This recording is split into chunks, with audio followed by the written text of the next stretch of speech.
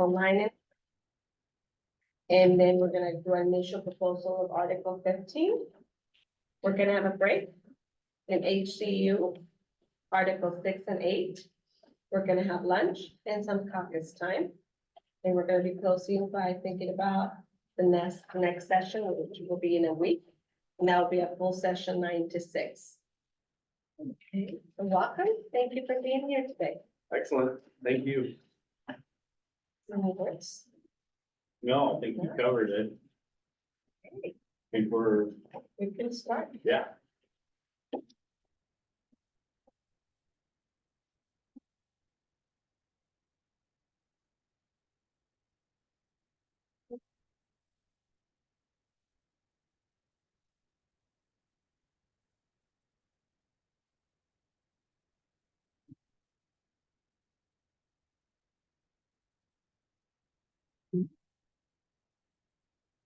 So Article 9 is going around. And it's an article that we have exchanged a number of times. I think we've done some good work in this one.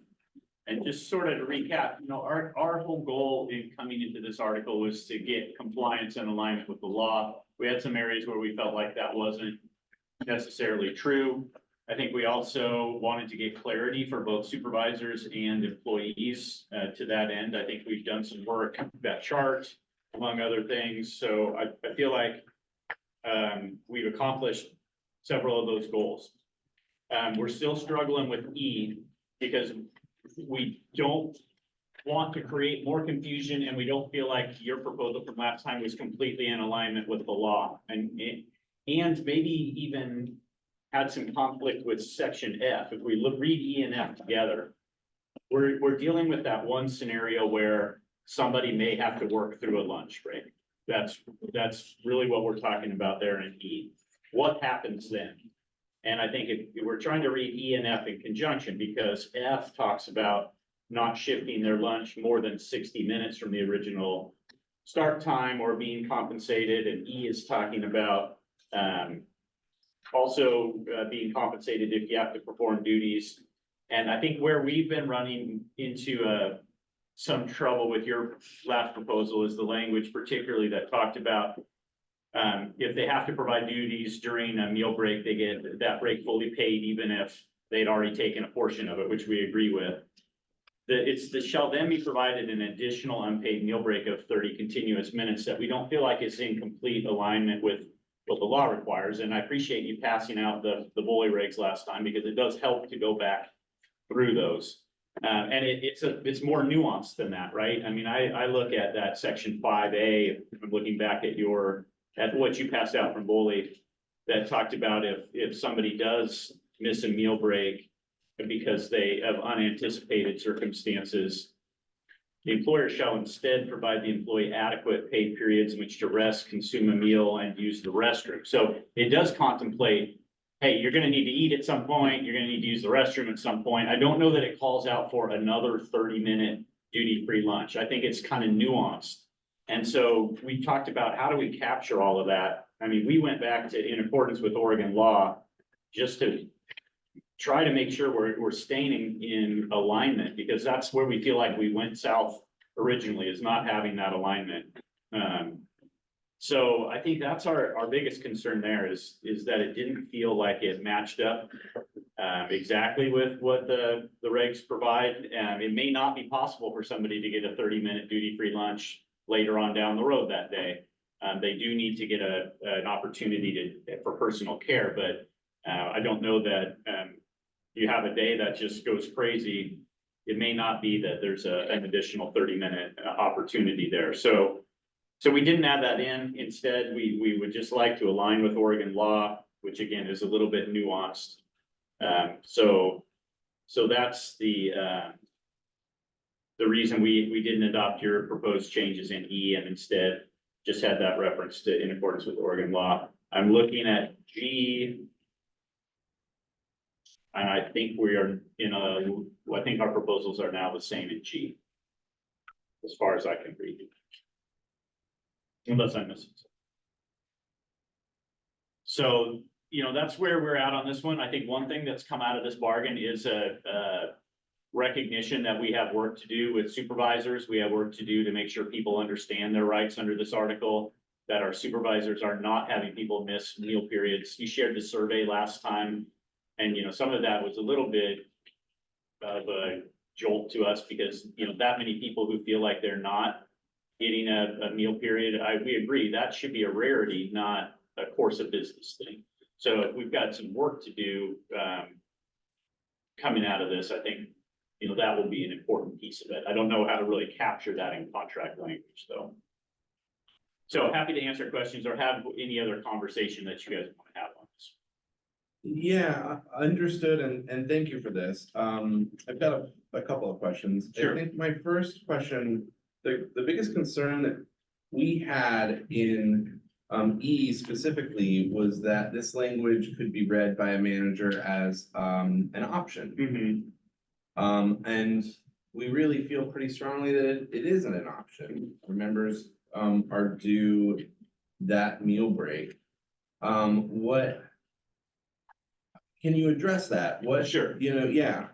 Yeah, I guess, again, it's gonna be a training piece for our supervisors, and it was part of in accordance with Oregon law, because I'm relating back to, again, if you look back at the regs that you guys passed out, the scenarios in which an employee may be asked to work through a meal break are limited, right? And that reg says unforeseeable equipment failures, acts of nature, or other exceptional and unanticipated circumstances, right? And so I guess we were trying to tie back, when we used in accordance with law, the notion that those are the only scenarios. And I suppose we could cut and paste that exact language into the front end. Again, yours was a little bit different. I think you tried to maybe summarize a little bit by just saying emergency or unforeseeable extenuating circumstances. I think if we were going to put qualifiers in there, I'd want to match the regulation just to make sure, again, that we're keeping that alignment. I don't want it to get out of step with that. But that was our intent of using under in accordance with Oregon law.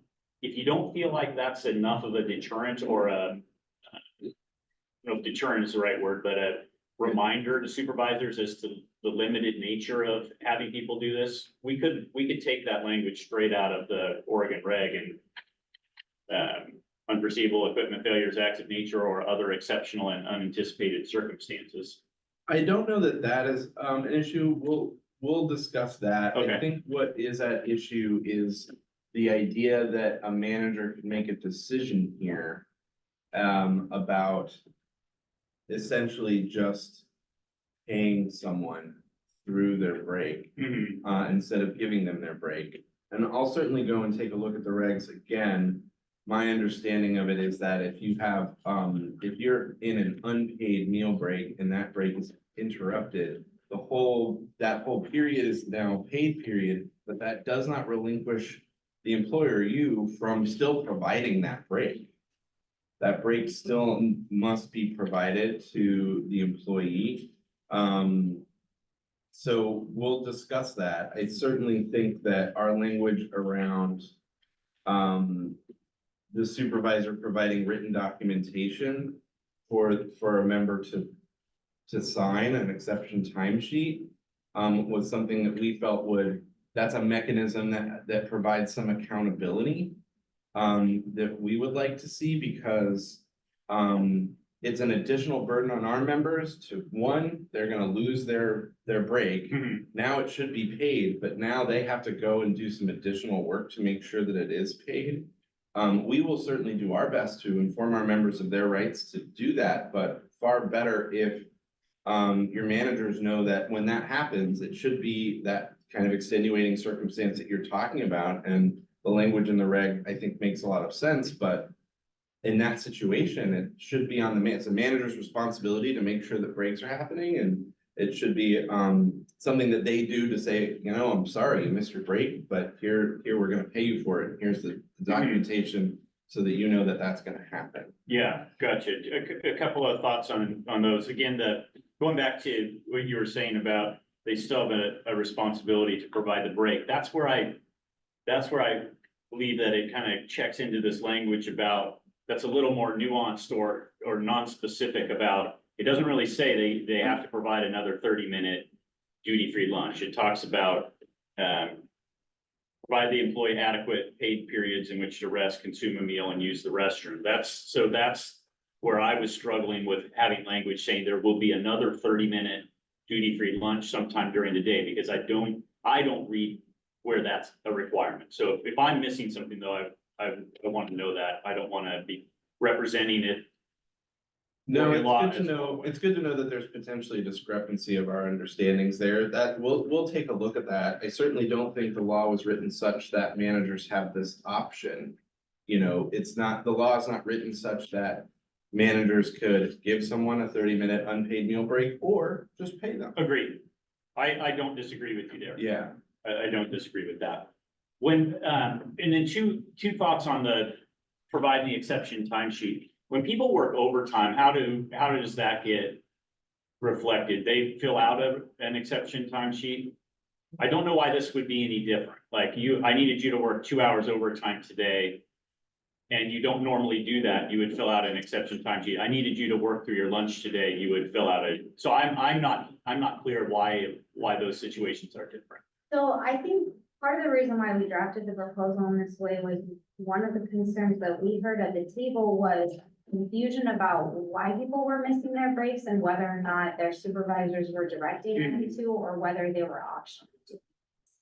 And so our proposal was designed to be a way for your team to ensure that when staff were missing their breaks, it was at the direction of a supervisor and not at their own direction or the direction of a licensed staff member. Because as we had discussed previously, there are very few people who would have the authority to hand out an exception timesheet to a staff member and say like, okay, I'm directing you now to fill out this exception timesheet and come back off of your break and back onto your shift right now. And so that was part of the design of this language too, was to provide that clarity piece for your team.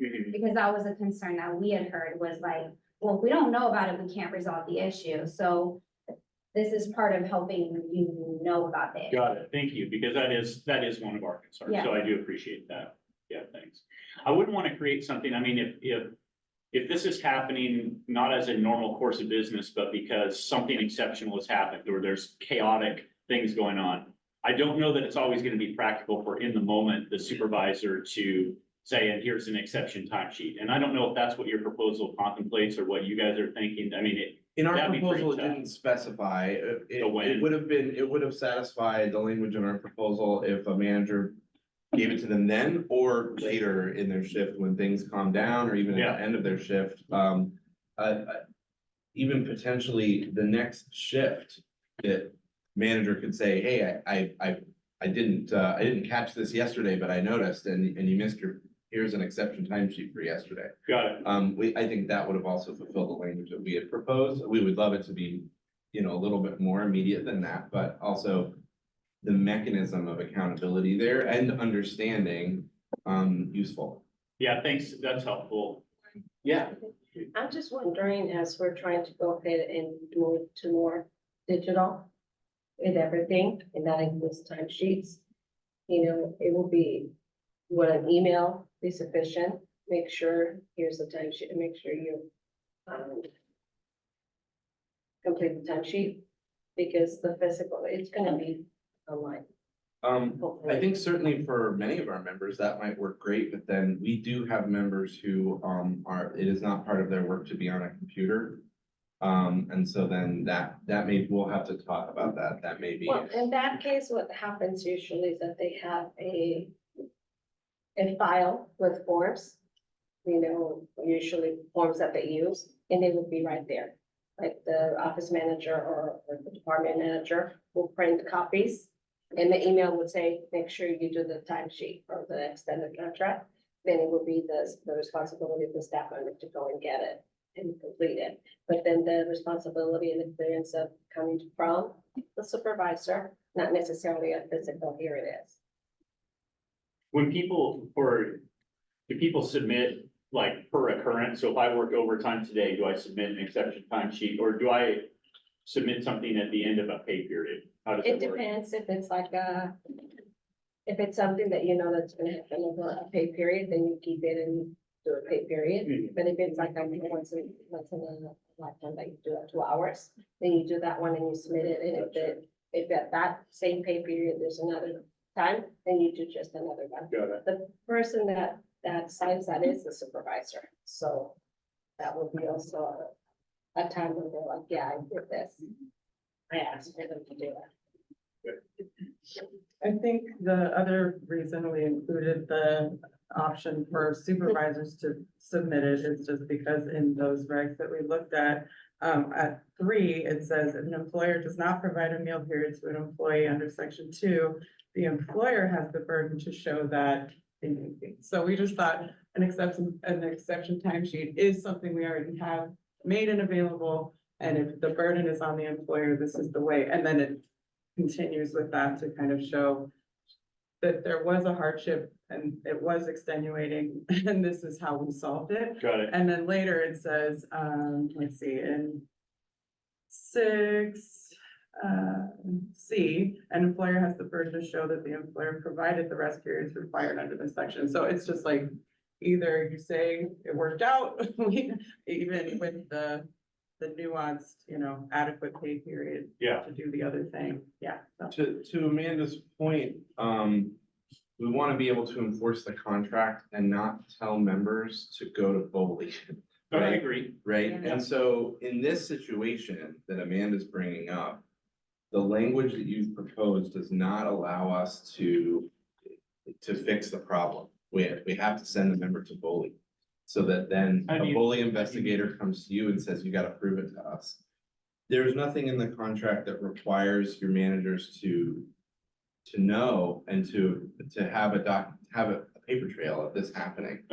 Right, and so we're left in this situation where we have to really rigorously train our members to enforce the contract, all of them, and get what they're due under the contract and the law, or else not get it, and then we have to send them to Foley. Mhm. So fixing that is something that is I think a pretty serious interest for us. Yeah, no, I hear you. I mean, I guess we tried to capture some of what you're talking about with the reference to in accordance with Oregon law. I mean, I think it's always a struggle, like how much of the law do we try to drag into the contract and write out? And then I worry when we start summarizing or paraphrasing, then we lose the nuances or the specificity of the law. So unless we write it exactly as it appears in the law, and we put in 2.5 pages of it, to me, it's always better to say in accordance with Oregon law, even though I get the fact that like, hey, our members might not know what Oregon law says. So that's kind of, now that puts the duty on them to, so I do get that argument, and I would probably make the same argument back at myself if I were in your seat. I'm just trying to figure out where that balance point is of, Yeah. it's like FMLA or OFLA, like how much of that do we drag into the contract? Because where we run into trouble when we start trying to summarize it inexactly. That's my worry. That makes sense. Let me ask you this, putting that language in accordance with Oregon law into E. If one of our members should be missing meal breaks and that be continuous. And they bring us that problem. And say that they have talked to their manager about it, but the problem still isn't fixed. Would you imagine that we could, under this language in E in accordance with Oregon law, file a grievance and say it's now on you, the employer, to prove to us that that member has received their meal breaks? Yeah, because there's no waiver built in, like any enforcement of this provision would have to be through Foley processes or something like that. And in fact, I hope that you would bring it to HR or file it as a level 1 and say, this person's missing these meal breaks and we have, it doesn't seem like there's equipment failure or exceptional and unanticipated circumstances or acts of nature. So that doesn't feel like it's in accordance with Oregon law, because that does give us a chance to fix it before we have to go Yeah, into no, that a makes sense. more, rigid agency type of a framework. So, yeah. That's helpful. Thank you for that. Yeah. Other questions on this one? Yeah, I would just suggest that, you know, any classified member, whenever you're asking something like that, or, I don't know, like a custodial, what we do is if they do any work out of class or anything extenuating, we have them document that on a separate timesheet and have it say, for supervisor so-and-so, I was asked to skip my lunch, and then have that supervisor sign it. So it's documented, it'll be in payroll forever, so I think that's the best way to do it, or a good way, maybe not best, Yeah, thank you for but yeah, that. definitely. I would certainly think there are circumstances where our members won't have any issue, finding the exception timesheet and doing it. There are definitely situations where it doesn't need to be the physical form email is fine. But then there are other situations that we're most concerned with where there's a persistent issue. Our member has a massive workload that's hard to meet to begin with. And then this additional piece for them, it's like another, another moving piece that's gonna fall off their plate. When it really is a supervisor's responsibility to make sure it's happening. We will certainly do our best to inform our members to, be banging that drum. Can I ask a question too? Of course. If, so I know how, want to be clear, if the supervisor gives the timesheet to the person, how do we prove that they give it to them? What are you looking for as a proof? Because if they say, oh, I never got it, and it's in their mailbox, or it's in their, how can we make sure that we are communicated that way? That's a great question. Because if at the end, we all forget to do things. They forget to write it down, fill it out, but the principal, the supervisor did provide it to them. And the principal would say, well, I did give it to them, I told them about it, but they did not submit it. So how do we? I mean, I what are think we you're asking a looking for great there? question. I think there's some logistics in there. Certainly, certain of our members where an email would be appropriate, that probably is a better way of doing it because there's a paper trail. We're imagining that for other members where that's not as much a convenient mechanism, that the managers say, here's an exception timesheet for your meal break so that we can pay you for it if you could sign here, right? So that it's not just like, here, I'm giving you this and now walking away. It's like, I need to make sure you get paid for your meal break, so sign and we'll make sure you get paid.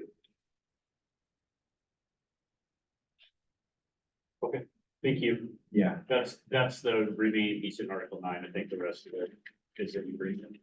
thank you so much for this. I understand that, some of these conversations there's a lot of moving pieces. Yeah. And appreciate your work on it. Yeah, you as well. All right, we have Article 20 for you. Well, Article 24 is being passed around. I would like to say one more thing about Article 9. And that is, in these sections, I don't believe we're trying to change the bully rules. We're trying to provide a mechanism that management and employees all understand and have a consistent system of this is how we document the breaks. This is how we document a missing break. This is how we make sure that it's happening according to the bully regs. Like, it's not our intention to change the bully regs on that. Yeah, and obviously nor is it ours. So I feel like we have the same end goal. I think we're differing how to get there to some degree, but I don't know that we have substantively a difference of opinion about what the state of affairs should be on this stuff. I know that you had taken out the portion about, the exception timesheet, but in our conversation, I didn't, correct me if I'm wrong, but I didn't hear that there was maybe like as much negative mindset about No, the I don't. exception timesheet. No, I think there were two things. Number one, a feeling that we accomplish other modifications to work schedules and pay without stating it in the contract, whether it be overtime or working out of class or so. Can't we rely on our normal mechanisms for accomplishing that without putting all of our kind of nuts and bolts in the contract? I think there was a sense of that from us. Okay. And then something of in Daniel's response that, yeah, maybe it's at the end of the day, that helps a little bit. Also feeling like in the moment where all this is happening, it felt a little artificial for the supervisor to be saying, you know, and now here's an exception timesheet, you know, fill this out and so on, because probably a lot's going on. Is So, the concern, and I guess I'm asking our admin, like our principals, Uh-huh. is the concern the workload for the supervisors, site supervisors in that moment, like an emergency is happening and you're like, I need all hands on deck. I don't have time to grab an exception timesheet and fill it out for you in that moment. I think we all do it a little differently, you don't get the same route, but we do it a little differently, like, so, me, I would send them directly to my office manager and say, section type. We also have out on the counter. Yeah. For staff to grab, so there's not like, it's not accessible right there. So, but I, to be honest, I might forget at the end of the day, the 10,000 things. You know, by the end of the day, I go, oh my gosh, that time sheet, I forgot, you know, where are they gonna say, let's see Linda. You know, or go to the counter, it's right there, and they're readily available. I would say the same thing, and I'd be worried, I would forget, to be honest, I would forget, and so my office manager saves my life so many times, so I rely heavily on her to help me out with that. Like I have people at multiple sites, so I think the email part would be really key because I'm not necessarily gonna be on site at all places at all the times. Thank you. That's helpful. yeah, thanks for that clarifying question. Thanks.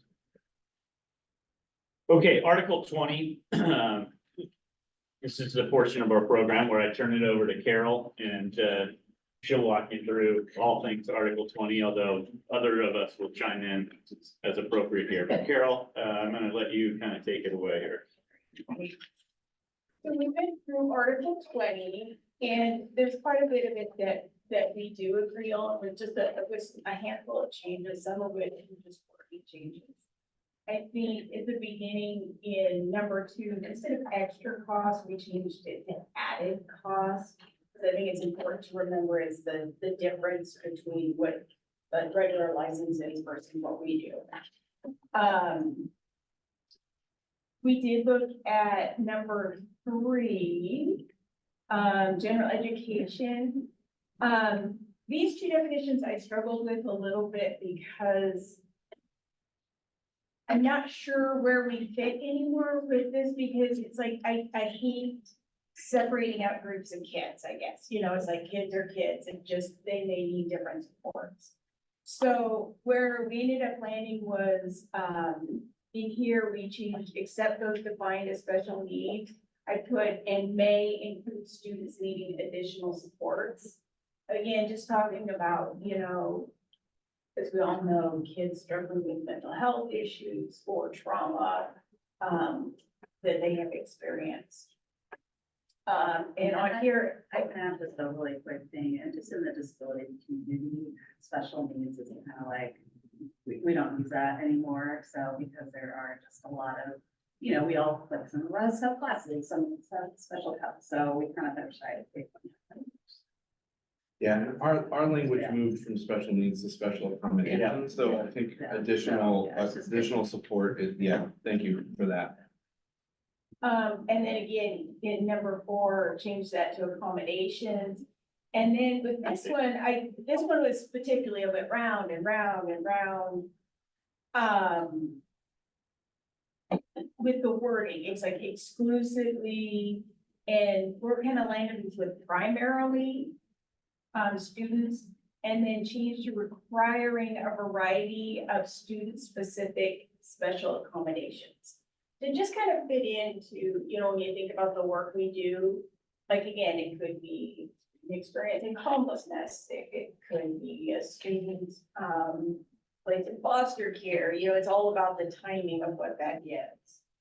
And then I crossed out the definitions of to and from, work site, and community, because I felt like, as we were talking about this, Lindy and I talked and stuff about that, kind of now falls in under the midday category.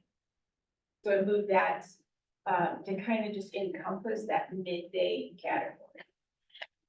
The next line was district restraint systems. So restraints are no longer legal. So what we use is, I kind of took that out because now we have different things. And that it's a process for kids that have, seatbelt locks or, safety vests.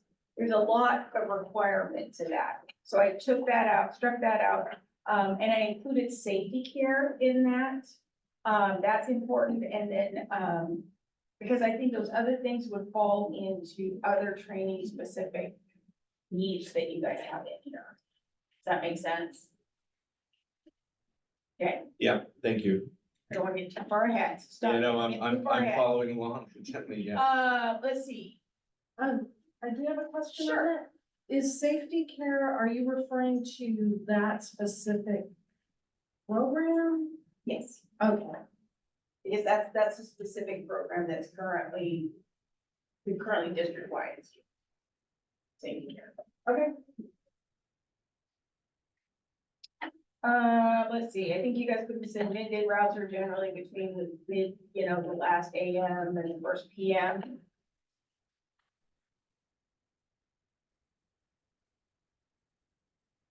Next. Shuttles, we agreed to that language, activities, we agreed. New and open routes. Let's see. We agreed. Okay, great, and then we changed the language into, the employees not selected may request to meet with the supervisor to discuss factors affecting the decisions. I think what's missing in here is the strikeout of the language that you would put in there. Yeah, Carol, can you talk about the annual route assignments piece? If you look back at their proposal in A8. Okay, did you I have to, miss something? no, you have to look at their proposal. A. A8, it was Oh, I'm so sorry. annual route assignments. Maybe we did not pick that up. that Yes, I'm language. sorry. Let me compare the two. We went through this so many times and after a while, it's like all the notes back and forth. And Hannah and I, we looked at it and looked at it. And it was like, is that theirs? Was this ours? Was that theirs? Was this ours? So sorry. So we did take out, annual route assignment that you guys have put in here. And the reason for that is I was thinking about this a lot. And how we do it now is something that was created. But what I don't want to do is, when I'm not here anymore, I don't want to lock somebody in who maybe has a better idea. I also don't know, as supervisors, we go to trainings, we take conferences, maybe there is a better way than what we're doing now. And I don't want to lock us into something in the contract so operational that it would hinder us from finding something better or doing something better next year or 2 years from now. And that's one of those things that's so operational in what we do. That's my main focus, is it's so operational in what we do. Does it hinder us from doing better? Because when you know better, you do better, right? So that's kind of the reasoning behind that. It's worth saying that other districts use a bidding system Yes. in this process. We did not propose that, instead, seeking to codify kind of what it is you're doing. Can you speak to, when you say you don't want to lock into kind of what you're doing right now, can you speak to what might be better and whether or not you feel like a bidding system might be that? No, I would never agree to a bidding system. If you want to create a toxic, hostile work environment, go to a bidding system. I have worked under that system and I have seen it in other districts and it tears the department apart. So that one I would never agree to. It's just it's bad business. I don't know what is better than what we're doing right now. I don't. But what I don't want to do is like 6 months from now, if I'm at a conference, we're at a conference and we go like, I wonder and be in a place. I know in the last probably 5 or 6 years, one of the things that really worries me from an operational standpoint is our goal is to serve kids, right? And so in the last few years, we've had to get creative. But I also know there have been times when we haven't been able to provide a service because we were locked into some contract language. And I don't want to be in that position. And that's the thing that kind of worries me when you see operational language in the contract. With this particular route assignment, like for right now, it works well. I think people are comfortable with it. But how do I know what that's gonna be in 2 years? Or what about when I retire, the next person that comes in? The next director? Did they use something in their district that they thought was better? And us be locked into, we can't try it because of contract. So devil's advocate, Carol, what if the next director is like, well, my district had a bidding system and I love that. We have no contract language protecting your great system that your workers are saying they love. And they could implement that. A system that you just said is really negative and would tear the department apart. I mean, I think codifying this great practice that you created in your department. I agree. You don't know. You don't know. So I think we're kind of rolling the dice right now and saying whatever the next practice is. Maybe something better comes along, in which case we'd be happy to bargain and put something better in our contract. But if something worse could also come along, in which case there's nothing protecting your staff from something worse. And If then you were a to possibility. I mean, I can't argue it. That is a possibility. I mean, I can just speak to what's happening right now. You know, it's just one of those areas that you're like,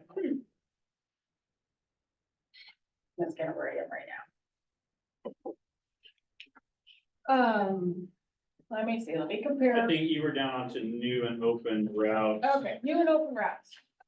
So, yes, we have a place. It will be on the Transportation Google website. There has been a Google spreadsheet for the last few years, but I think now that we have a Google, you know, we have that Google transportation site, that would be a better place for it, instead of just being in the trans favorites. I think most of that section is as you proposed it. I think maybe just the employees not selected may request meet with their supervisor instead of meet with the transportation department. Correct. But otherwise, I think it's really similar. Yes. Correct.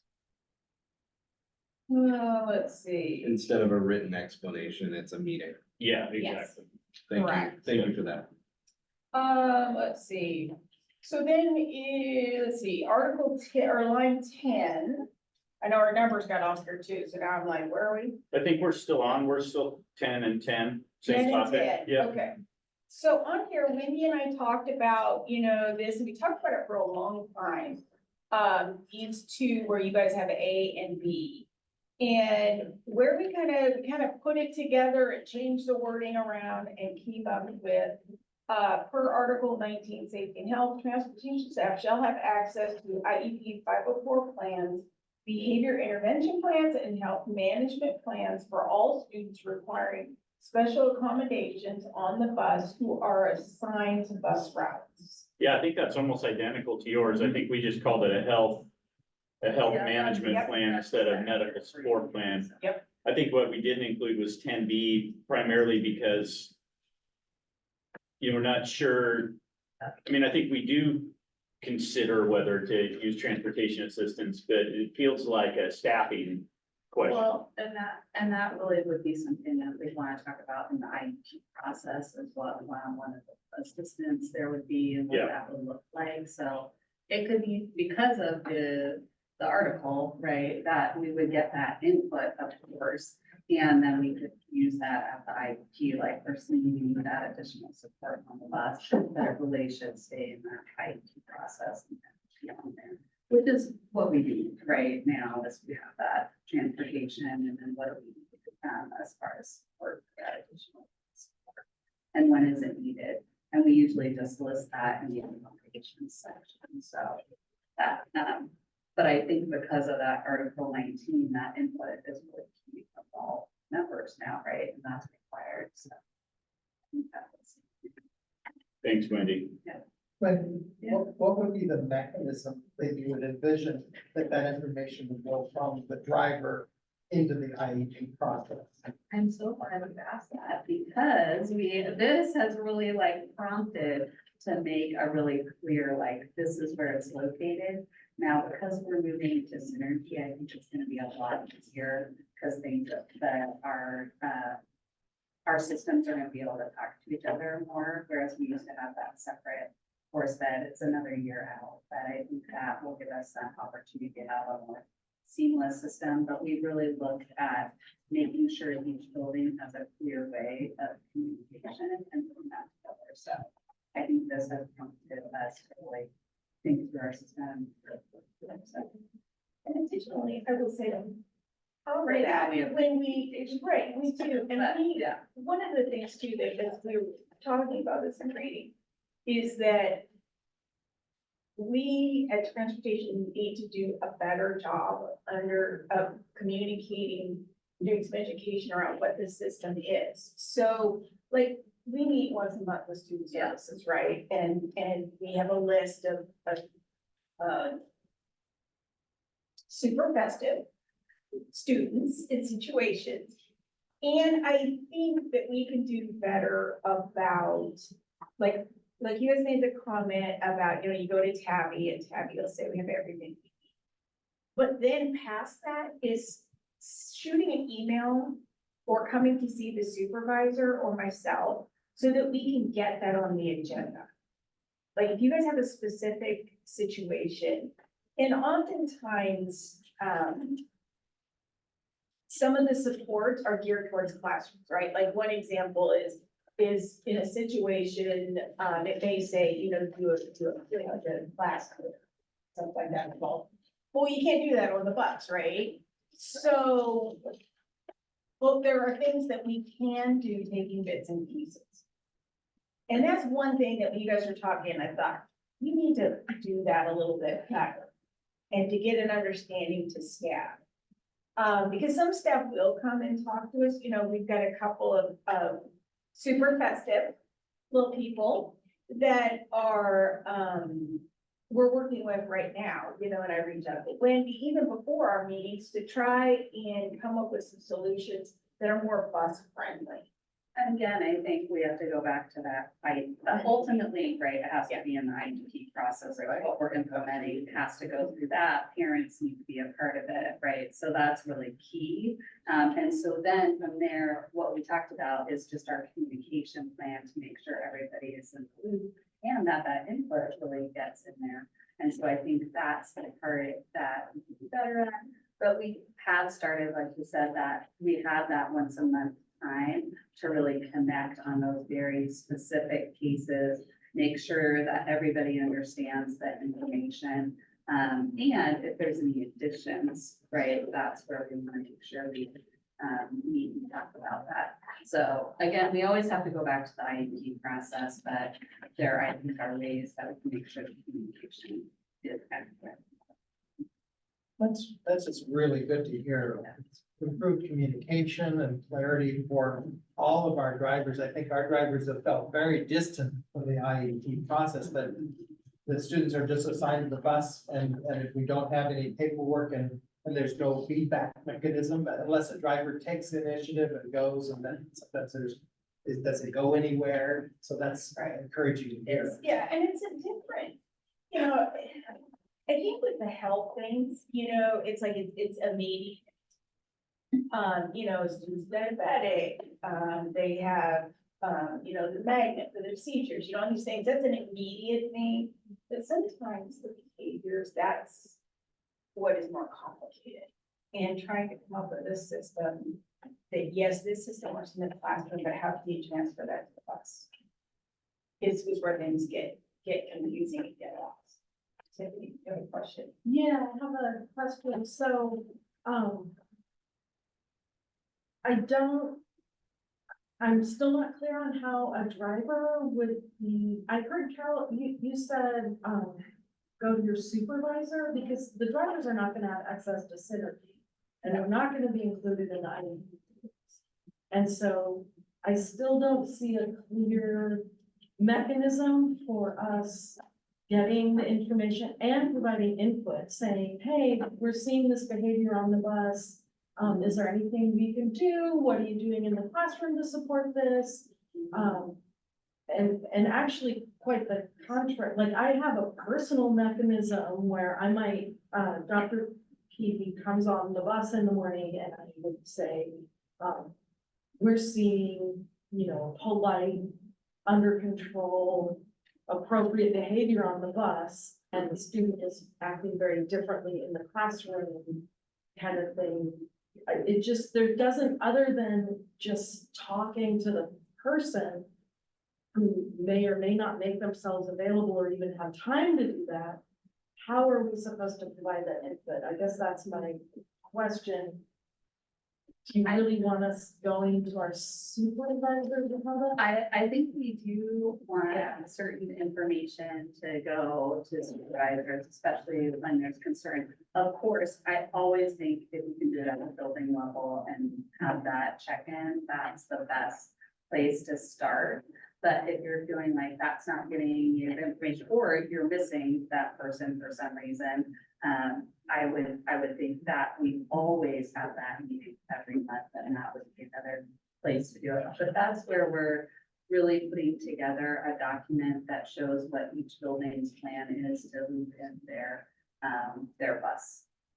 Folks. Okay. So that's why I was saying this is really prompted, because we, in the end, like you said, we have to keep it in that IEP process, but making sure each building has a way to check in with their bus folks so that way they know where to go or who their point person is. Does that make sense? And usually it should be the case manager, right? But I know like at middle school and high school, it could be really confusing because there's multiple options there, right, for who to go to. So I'm sure Bethany knows, like which one, right? So I think that, or it could be like a vice principal or somebody that that can do that person. So I think this has given us some good information and say, hey, we need to type that up. And we have our monthly meeting, right? We also know we need to have a backup, right? If that isn't working, then we have that monthly meeting, so we can really say, hey, this is what's happening. I want you to come and tell us, because there are times when it's like, we just recently had an incident where it's like, there are times that we can't wait for monthly meeting, and I needed to reach out to student services right away. And I think it also helps us when you guys come and tell us, because there's nothing worse than getting a phone call like from a parent or a principal that's got an issue that's on. And it's like, we don't know anything about it. And then you go to the driver and they're like, oh, yeah, blah, blah. And it's like, oh, we need to know. Because we don't know that you need support and how to support it. And, right, and having that relationship with student services. is huge. Helps us a lot. That's much better, because I think we do want a clear mechanism, and it doesn't need to be in the contract, but we need to have something where we know who we're supposed to go to. Because not every school has the resources to provide, access to an administrator every single morning or something like that. Okay, no, absolutely.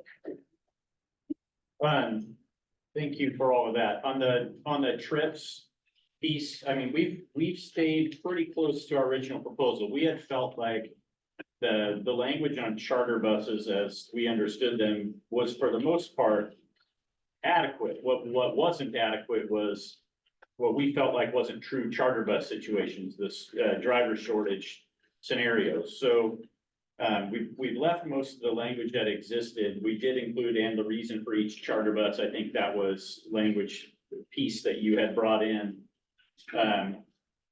Here's our concern with a couple of the language pieces you proposed. You proposed some language about, that all SFABs and their drivers shall meet Oregon Department of Ed requirements, et cetera.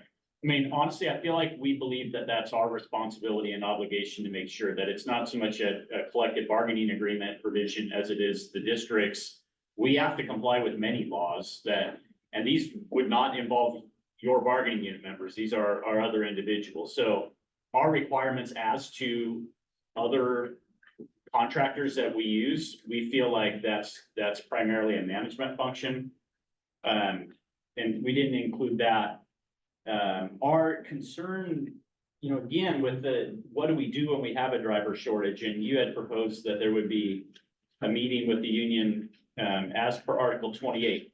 For us, that's not responsive enough because that Article 28, when you walk through it, involves a study committee and then potentially 90 days of bargaining. And if we don't have drivers to make our summer programs work, I don't think we believe we have 3 months plus lead time to figure that out.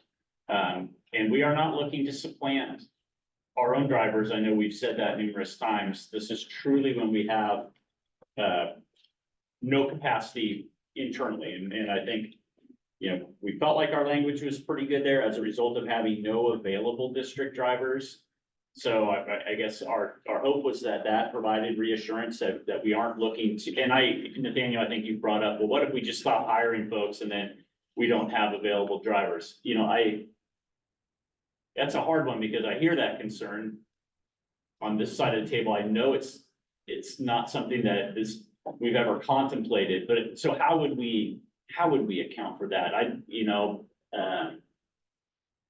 We can't put a minimum staffing level in the contract or something of that nature. So, I'm not really sure how to address that particular concern. I think we'll think through some options somewhere between what we had proposed, which was essentially going to Article 28, and the interest that you're articulating, which is that is just not a fast enough process. We would like some process where we can have mutual accountability around, your staffing levels. We know your intention is to be fully staffed. And we certainly want you to be. We don't want hole in our contract that allows you to essentially contract out a lot of drivers if you're not fully staffed for reasons that we may feel are yours, right? So we'll think through some options around that. I don't think that there's a concern with having a dialogue with the union about what's happening and why we're in the position we're in. I think the concern is then building in a lot of process that would be in the way of a solution, in the middle of. So what would a responsive timeline look like? If Article 28 is not an adequate responsive time. Yeah. For this issue, what would a responsive timeline look like for your department there? Carol, I'm trying to think back of when we did, and I know that the district's in a much better place than it was, but if you take your mind back to I less wish happier I time. wish Kona was here because she could tell you. Cause I know that Kona and Sadie were having conversations in labor management. Before it got to the point that we opened it up, I think. How early, so if you're putting your summer programs together, how early does that happen? And then how early or when do people sign up that they want to drive during the summer? Help me remember this. You guys have had, the sign up sheet's been out for what, like 3 weeks? Probably. So it would be, for summer, it would probably be first part of June. So is that the point in time where you would look at who signed up and so forth and what the demand was and see if there's a gap there? Correct. So you'd have how much lead time? 30 days? Oh, no, because summer school actually starts the Monday after we get out of regular school year. I'm sorry, I have to make a clarifying question and back this up just a little bit because we're talking about summer, but your proposal has you striking the language that limits this to summer. True. This is just I general. would think it would mean summer. I would think that, you know, if it got so bad that we were coming to you, it's like in the case of like when we were really bad, we had already done multiple things, right? During like we were coming out of COVID, it was so bad. We had already reduced service. We had already made adjustments to the bell schedule. I mean, we really were out of options when we came to, do you remember? Bethany, I was trying to remember with Debbie and Melanie, when they came to them through, and it started in labor management, just doing like preliminaries, and then, Carol, can I ask a yeah, related question? So setting aside COVID for a moment, because while that's certainly a possibility, we end up in a situation Yeah. like that at some point in our futures. It's not our normal. In a year where what are during the school year situations? Have you had to use contracted services? And again, not a charter because it's a special occasion and the football team's going to state, but not enough drivers. Have you had to use contracted services to get routes or trips accomplished? the worst it ever was everybody was on the road, including all of the shop, all of the office who were able to drive, supervisors. It was to the point that I was dispatched in the shop because everybody was driving.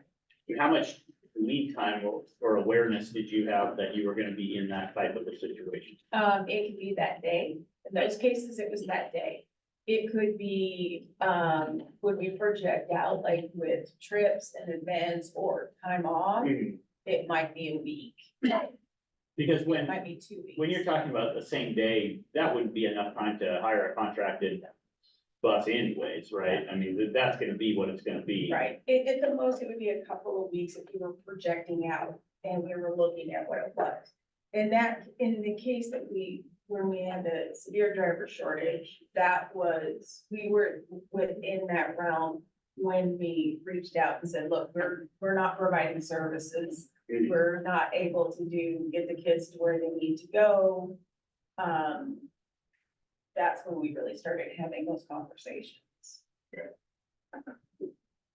Do you remember how many drivers approximately you were short at that time? Was it 50 or? It was between like 45 and 50. But keep in mind right now, even though we're a lot better, we're down to like, Are those posted open positions and they're just not Yes. filled? right, we're constantly hiring, constantly. And right now, we're short 3 mechanics.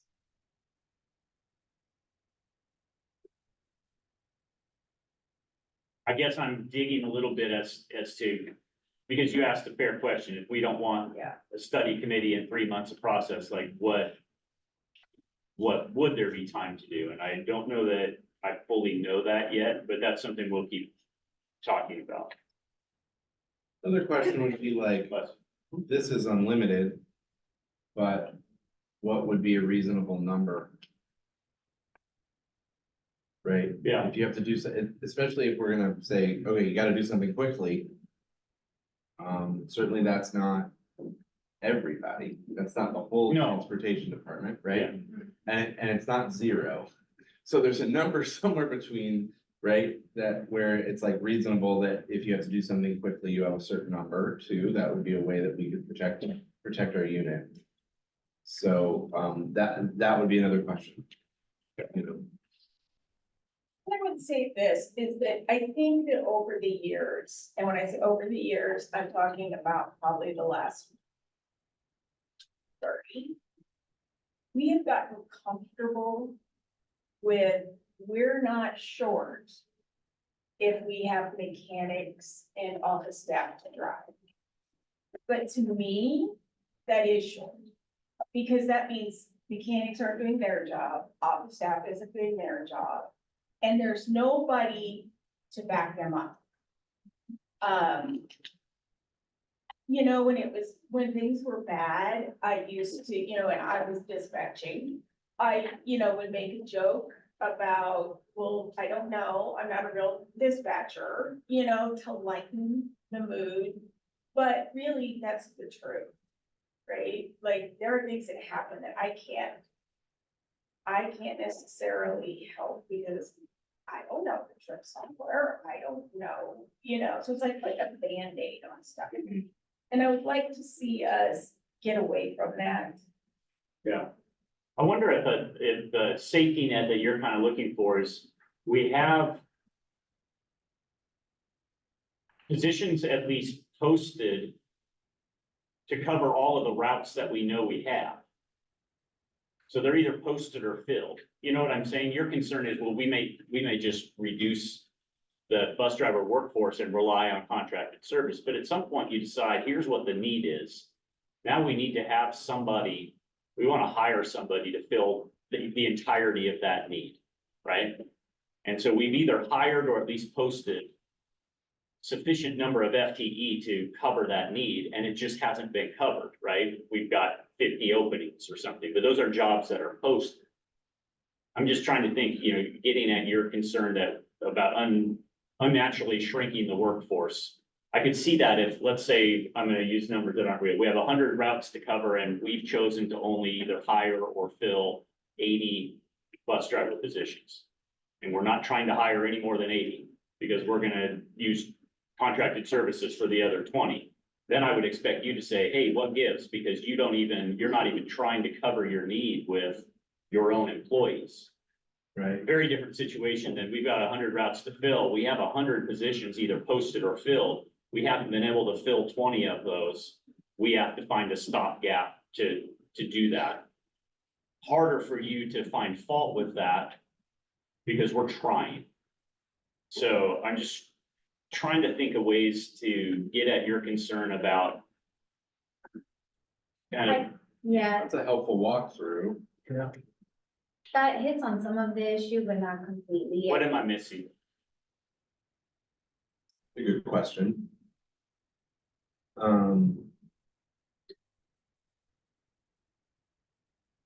I mean, I think one of my concerns with what you just said is the rate of pay for contractors versus internal employees. So a job might be posted.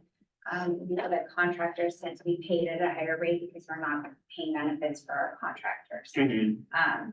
So if I'm a driver, would I be more likely to work as a contractor or work as an internal employee? If I can get paid at a higher rate as a contractor, I'm less likely to become an employee. It seems like we have a shared interest in having a fully staffed transportation department that's well paid, that's happy to be here. Yeah. That's ready to work.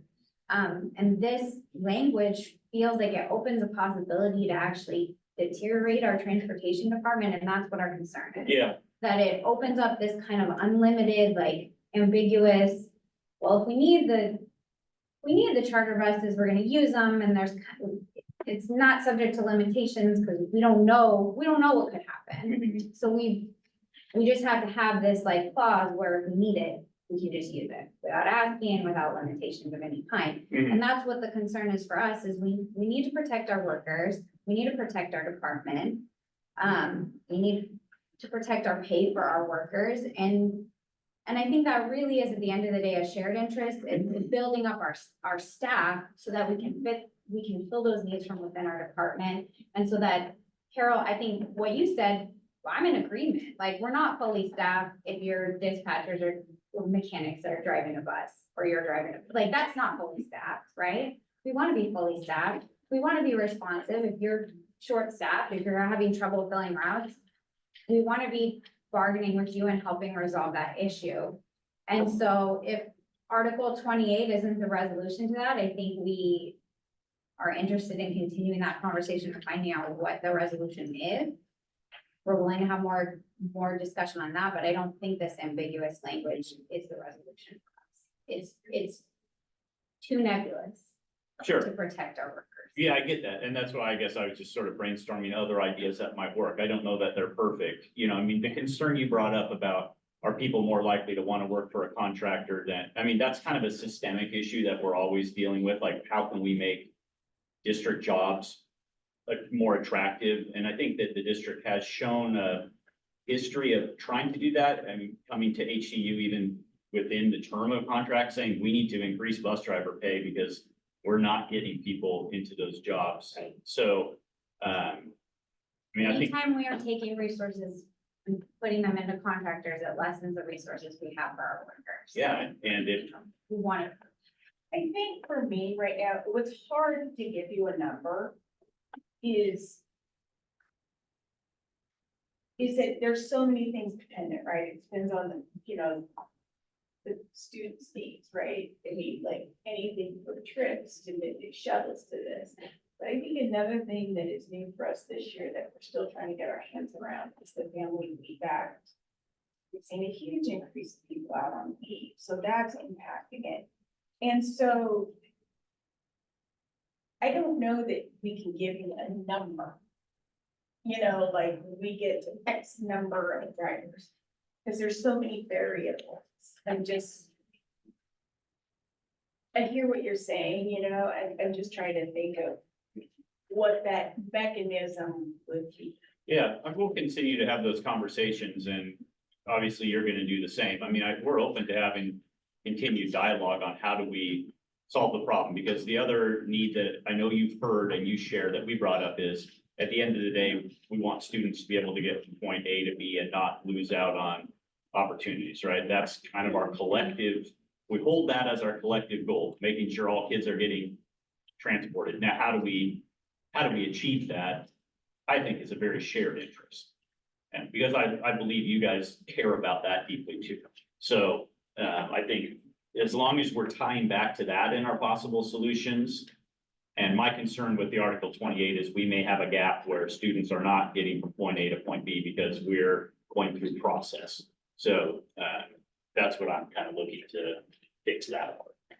I was gonna ask how you do it now, but the truth is that this proposal is this is an anticipated need. This is not a current problem you're looking to solve. This is like, we saw with the pandemic before and who knows what could happen in the future.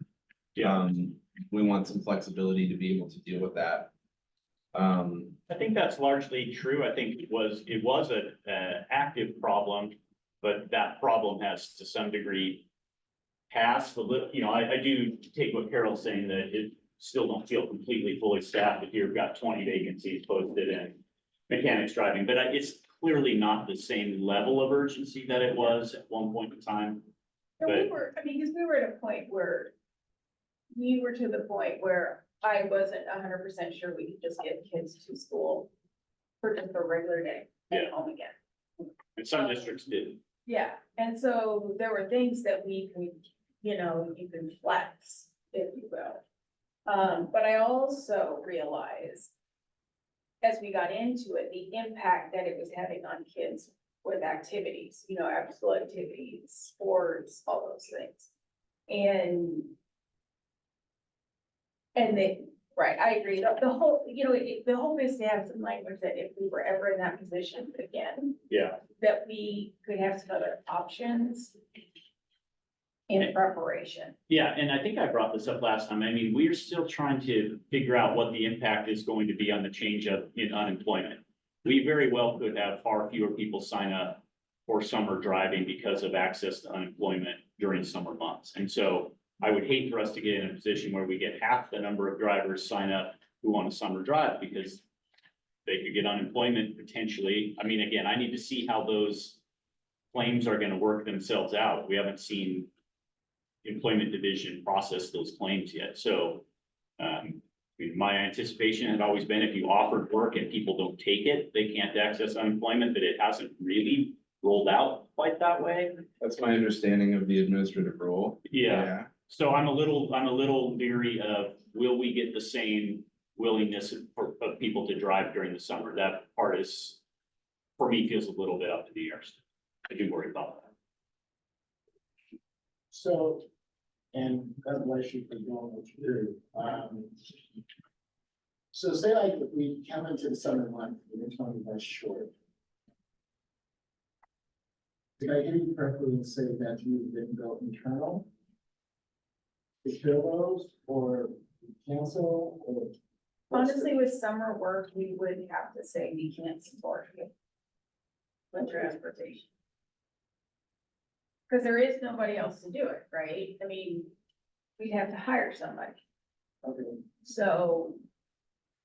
I guess it stands right now, that's not necessarily an option. so if we took that same scenario and said it's the school year. What? Explain that to me again. So if it was a school year and we didn't have, like, let's just use an example, the last driver's right, okay, so we cut out, you could do field trips during route times. We could leave to do sports until after the last route of the day. Everybody was driving. I mean, mechanics had a route. Everybody was driving. The only option we had left, and we talked about it, and I did work with the routers that we keep up with the potential is we would have to double stack routes.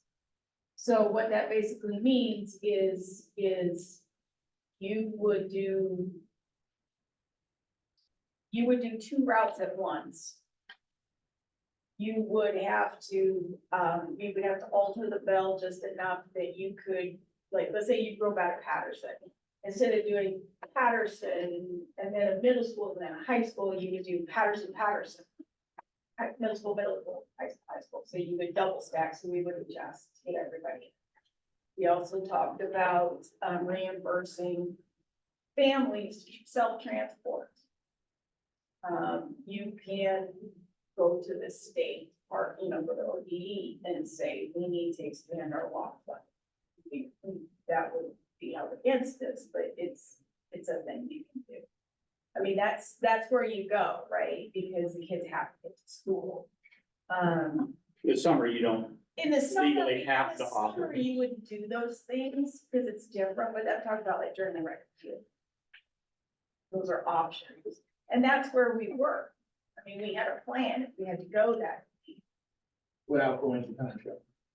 Right, because with home to school contract, you have to do it in the school bus, you can't do it in, like one of those big motor coaches. So we would have to, right, we would have had to contract with like first student or STA or, yeah.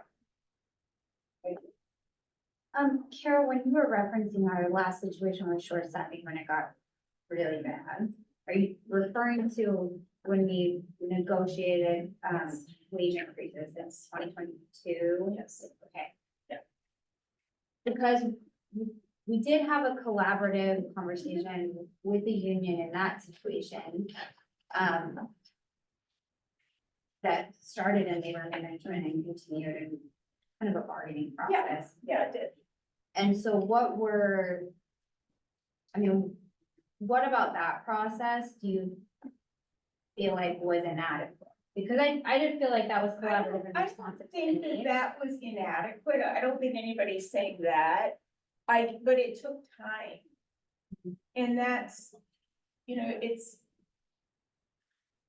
in a transportation world, time is everything, right? I mean, and you guys as bus drivers know, I mean, you start going 2 minutes behind and you kind of start getting this twitch, I mean, it's all about the time, right? And so I think that is the concern. It's the time. Because those are some fairly lengthy yeah, conversations. I mean, it took a long time to work through those things and everybody was great. But I was saying in transportation, it's like, well, that's great, we're having conversations, but life is passing us by at 55 miles an hour. So for those of us that weren't part of those conversations, are we talking that was days, weeks, months? I just don't have some Months. sense it was months. Yeah, it was, because they had started setting in labor management long before we actually sat down at the table and said, we're bad, we need help. That's helpful to gauge. And I think, again, those conversations were not about contracting out. Those conversations were, we need to pay our staff the same as those neighboring us around us, because we're all hiring out of that same pool, right? Whether it's Forest Grove, Beaverton, Portland, it's, we're all in that same pool. And that that's what that conversation was. It wasn't about contracting out. Beyond, we gotta get sports kids to where they need to go, and we're not even doing that. To that point, I don't think I would be doing my job well if I did not mention there is another solution to the problem that you've posed, and that solution is to ensure that HSD drivers are the best paid drivers in the metro area. I don't think anybody here would disagree with that. However, we don't have an endless supply of money. That's the other thing we learned. I think we are and have been committed to that increasing pay is a part of the solution. In the It's, same, it's not our, sorry, it's not our only solution just because we don't have unlimited Absolutely. resources, but it's Understood. definitely part of the equation, no doubt about that. Sorry, Tiffany. in the same realm,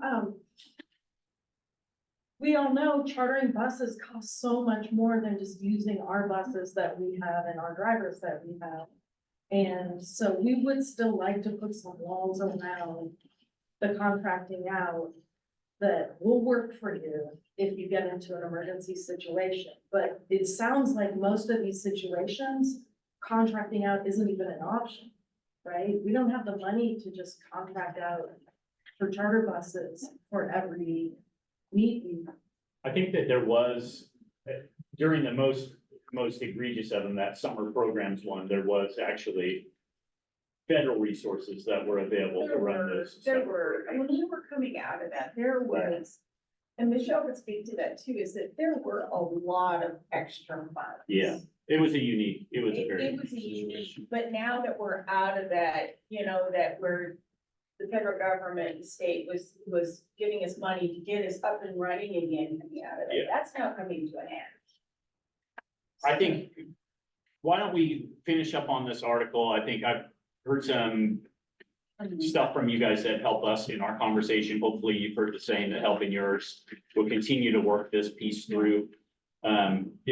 Carol, can you walk us Yeah. through the rest, starting with C, assigning trips? Yeah, signing trips, so if you go down, we agree to your language in 6 about changing 24 hours to the end of the next workday. So you guys propose that driver to a driver. Let's see. Carol, they proposed striking 7. Can you talk about that? The once a trip has been assigned and Let accepted. me find it on.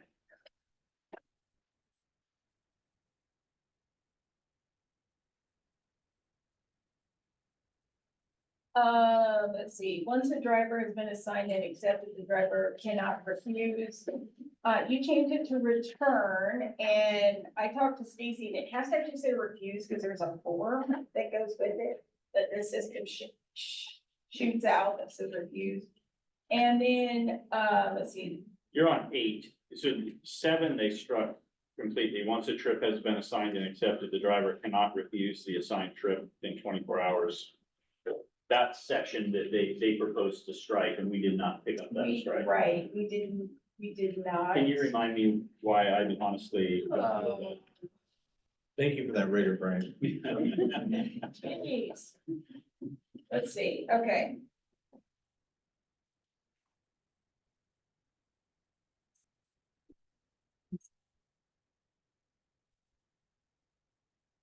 Maybe I can ask for this help. Okay, so this one was, so the driver, we need that language in here to keep the system moving. If they don't, just simply because of the vast number of trips that come in at one time. I think that we need, I know, and I sat with Stacy for a long time to be sure this was right, because she's the one that works in the system. Keep the trip. Right. Well, this would remove any time barrier there. Right, Yeah. right, is the time is just to keep, in order for her to keep it moving, to keep the system going. She can't wait, she's gotta move on. Yeah, our proposed language on that was to clarify exactly the points that you're making. Okay. We simply, we struck 7 and then made it into 2 paragraphs in an attempt to provide the clarity that it sounds like you had a discussion with Stacy about. That, so just to clarify. Maybe because we just collapsed it back into one, I'm sorry. Because you had broken it up. And I think you just collapsed it back into. Thank you for clarifying that. As clear as that was. Yeah. I should take better notes on this side here. Let's see, in 10. We agree with that with the exception of adding or designee. Because there could be a situation when a supervisor is not right there. And so Stacy will reach out to us and say, this is what I gotta do, and we will be like, okay, go ahead. So we added the designee. We accepted the 15 days. 15 trips. Sorry, 15 trips, not 15 days. Feel like I've been here for 15 days, but it really hasn't been. Fair. We trained so the driver may return to their location. We've changed that, or we agreed with where you put students. We agreed with driving hours. And the last one, 15, agreed with that, because we're already doing that. Yes. Woo! Did I miss anything? You did it. I think so. Yay. With the exception of figuring out what was going on with 7, I feel like I know, we're really close to, if not in agreement on the assigning of trips section. And actually, much of the article we found common ground, and I appreciate the work that your team did to put that out there, because I think there's a lot of clarification that happened through that work, and so absolutely. I feel like we've agreed, the parties have agreed on a lot of that. Obviously, a couple of pieces were still. Certainly progress is being made and for that, much appreciated. Yeah. We are at our break time, or over actually our break time. Would you like to break and come back for your Article I 15? think so, just to give people a chance to stand up. Okay. Before we do that, can we ask a clarifying question on 20, just so that. Sure. Oh, this was just a simple question back on A4 on special accommodations route. Hang on, let me find it here, okay. Yeah, I was waiting, I thought we were waiting till the end. So I understood you to say that you took out the to and from school, work sites and community.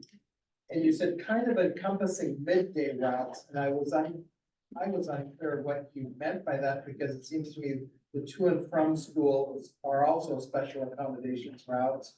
The communities are, I those think are that's true. midday. I think you're right. And I'm sorry, I should have clarified, so the to and from school. Is that we took that one out because we felt like general education routes and special accommodation routes, that's what they are, is to and from school. I mean, because like general education route, that is not added as a definition. So that kind of is. I'm gonna say given, that's not a word, just kind of the general idea of those two definitions. And then work sites and communities, those would be a midday route. Regardless of whether it's special accommodation or general education.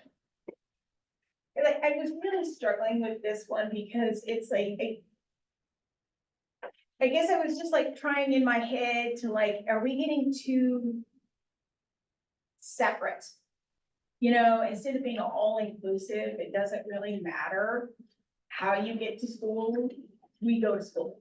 You know, it doesn't really matter whether you're taking, or does it really matter if your midday is a high school shuttle going to another high school, or if it's, I'm going to, you know, the ITES kids going to a work site versus one of the CTE shuttles is going to work at the coffee shop.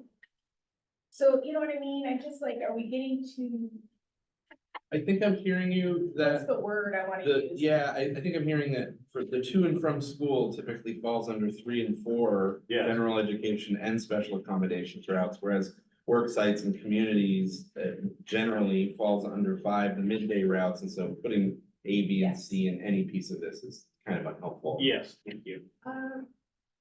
I felt that was helpful because it helped distinguish between Some people may be assigned only to community and not have school to. But everybody does homeschool. I believe there are some routes that don't.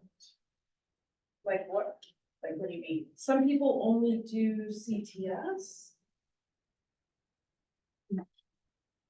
And Yeah, every route we have goes to school, has an app, I can't even say, it, Home to home to school, okay, or school to home.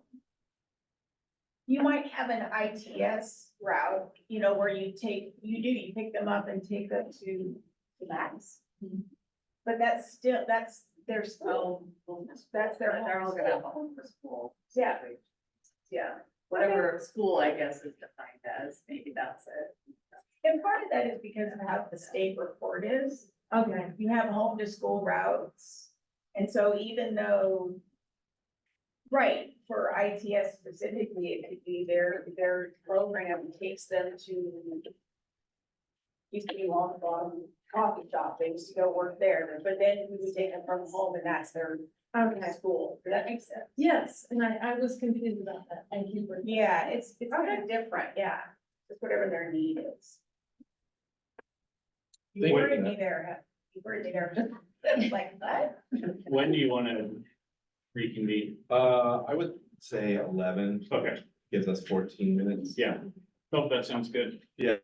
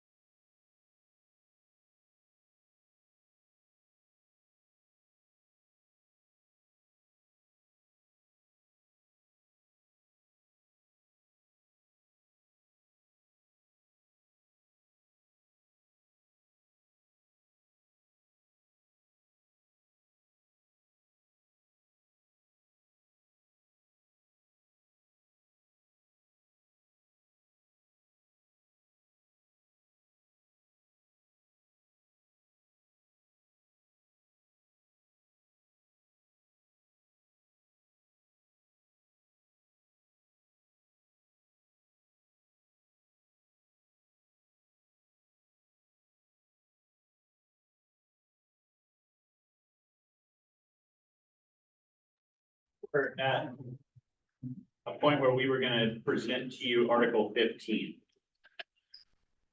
So we can go ahead with that. That sounds good. Okay. Thank you. So Hannah's gonna pass that out, and just as a reminder, this is an initial proposal on Article 15. So I was kind of surprised that we had gotten to this point and hadn't exchanged anything on leaves, just because it normally kind of comes up earlier, so. This is our opening proposal. We haven't seen the proposal from you, but you guys opened this article. I'm almost positive, so. Yeah, just sort of frame where we're at.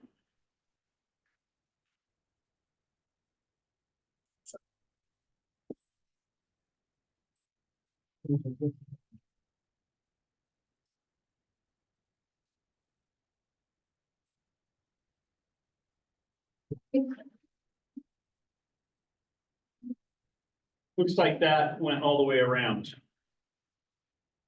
Okay, so our opening proposal on leaves, it really only is gonna be touching on one topic. It just appears in multiple places in this article. And one of the, we talked, when we were talking about, meal breaks, our desire to stay compliant with the law, and that's gonna be kind of a theme here too. And we had quite a few changes recently, in Oregon law with OFLA, and you know what I'm talking about, OFLA, paid leave Oregon, sick time law. So a lot of things were changing, and that happens from time to time. Where we get modifications to those statutes that we need to make sure we're accounting for. It's become harder and harder. And so the first place that you see a proposed change for us under sick leave is A6. And we tried to get more specific here. Because we've had a pretty dramatic change in the definition of family member under the law, and it keeps changing. So this is where we've gone with our proposal to the licensed as well, with a reference back. The biggest change in that definition of family member is the inclusion of this idea of related by blood or affinity. Affinity. So that almost makes a list pointless. I hate to say it that way, but like blood or affinity, now specific people aren't relevant anymore in a list, right? Because I could be related to any family member by blood or affinity. It's not just a spouse and parent and so forth. It could be a cousin, it could be whomever, right? So we've tried to just simplify it by referring back to the statute. And again, it's going to be that same balance, like, how do we let employees know who they can use it for without locking it into what is now a very long definition that keeps changing on us? That's the challenge that we have. So it'll be that theme as we move through this entire article. The next place you see that is under E, bereavement leave, where there we have, for purposes of this section, family member is defined as by OAR 839. So there's our definition. We added in this section, which includes any individual related by blood or affinity, to make sure people were aware that that was kind of one option there. I don't know why we added it there and not up in A. No, we did add it in A, sorry. That was important to the license group because they wanted to know that's the most expansive component of that definition. So it felt like good to alert employees about. Staying in E, that allowed us to just strike the very specific individuals because it wouldn't be necessary to list them. That list is now incorrect anyways. On to G, maternity/paternity leave. Here again, our problem is making sure we stay nimble with legal changes. So we've replaced that the current references to specific laws with just in accordance with Oregon law. It could say Oregon and federal law, I guess, and STEMLA is actually a federal statute. We had changes in what's covered under OFLA, what's covered by paid leave Oregon, so those things switched around. The last proposed change. In N, This is a different topic. If you bargained on this, bargained this contract last time around, you might remember we put in an allowance for people to use, the sick leave donation for family members instead of just yourself. And when we bargained that, we had this language until such time as paid family leave is available, et cetera. Paid leave is now available, family paid leave is now available in the form of paid leave Oregon. So we've updated that language. And those are all of our proposed initial changes.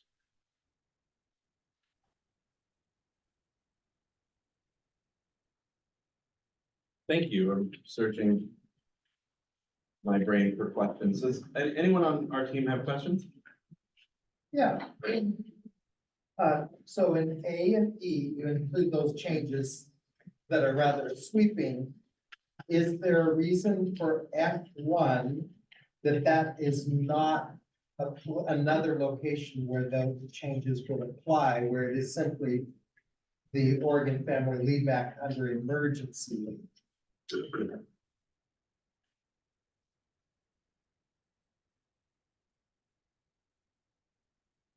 And I don't know, I'm curious, since that seems to be another similar. Yeah, maybe, let me take a look at that. Thank you for bringing that up. You may be right. I still processing that, so let me think about that one. I see what you're saying though.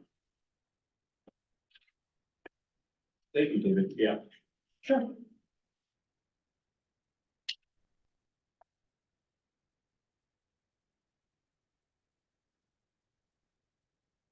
Okay. Yeah, if we missed another place where we use that term, it would be good to know.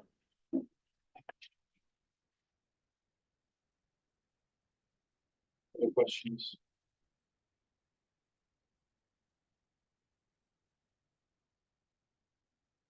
Great. Thank you for this. Yeah, and those are the articles that we have prepared for today.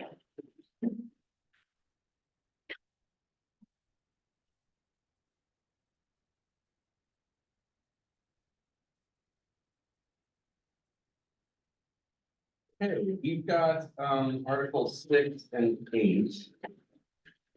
Yeah, wherever you are.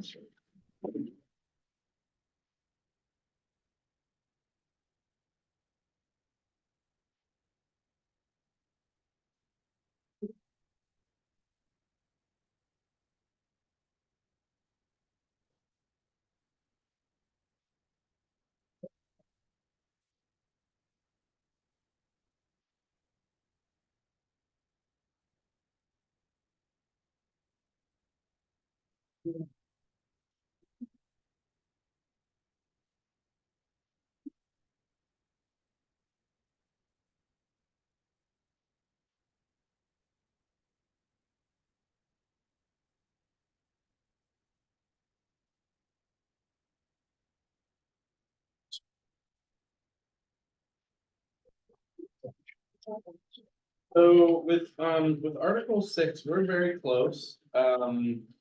And so most of this is us accepting your language, or there's already mutually agreed language. The one exception is at the end of the first paragraph in A, initial hire period. We've had a good amount of discussion around this. We would love it for our members to not have to go through an initial hire period or probationary period, which we've changed the language now to initial hire period, to do that more than once, unless they leave for a significant amount of time, being more than 1 year. So the language reads, employees who have previously completed an initial hire period and returned to the same position in the district within 1 year shall not be subject to an additional initial hire period. Other than that, they're all previous changes and strikes, additions. Okay, thank you. I don't have any questions. I feel like we're really close on them. Questions from. Excellent, thank you. Okay, next we have A.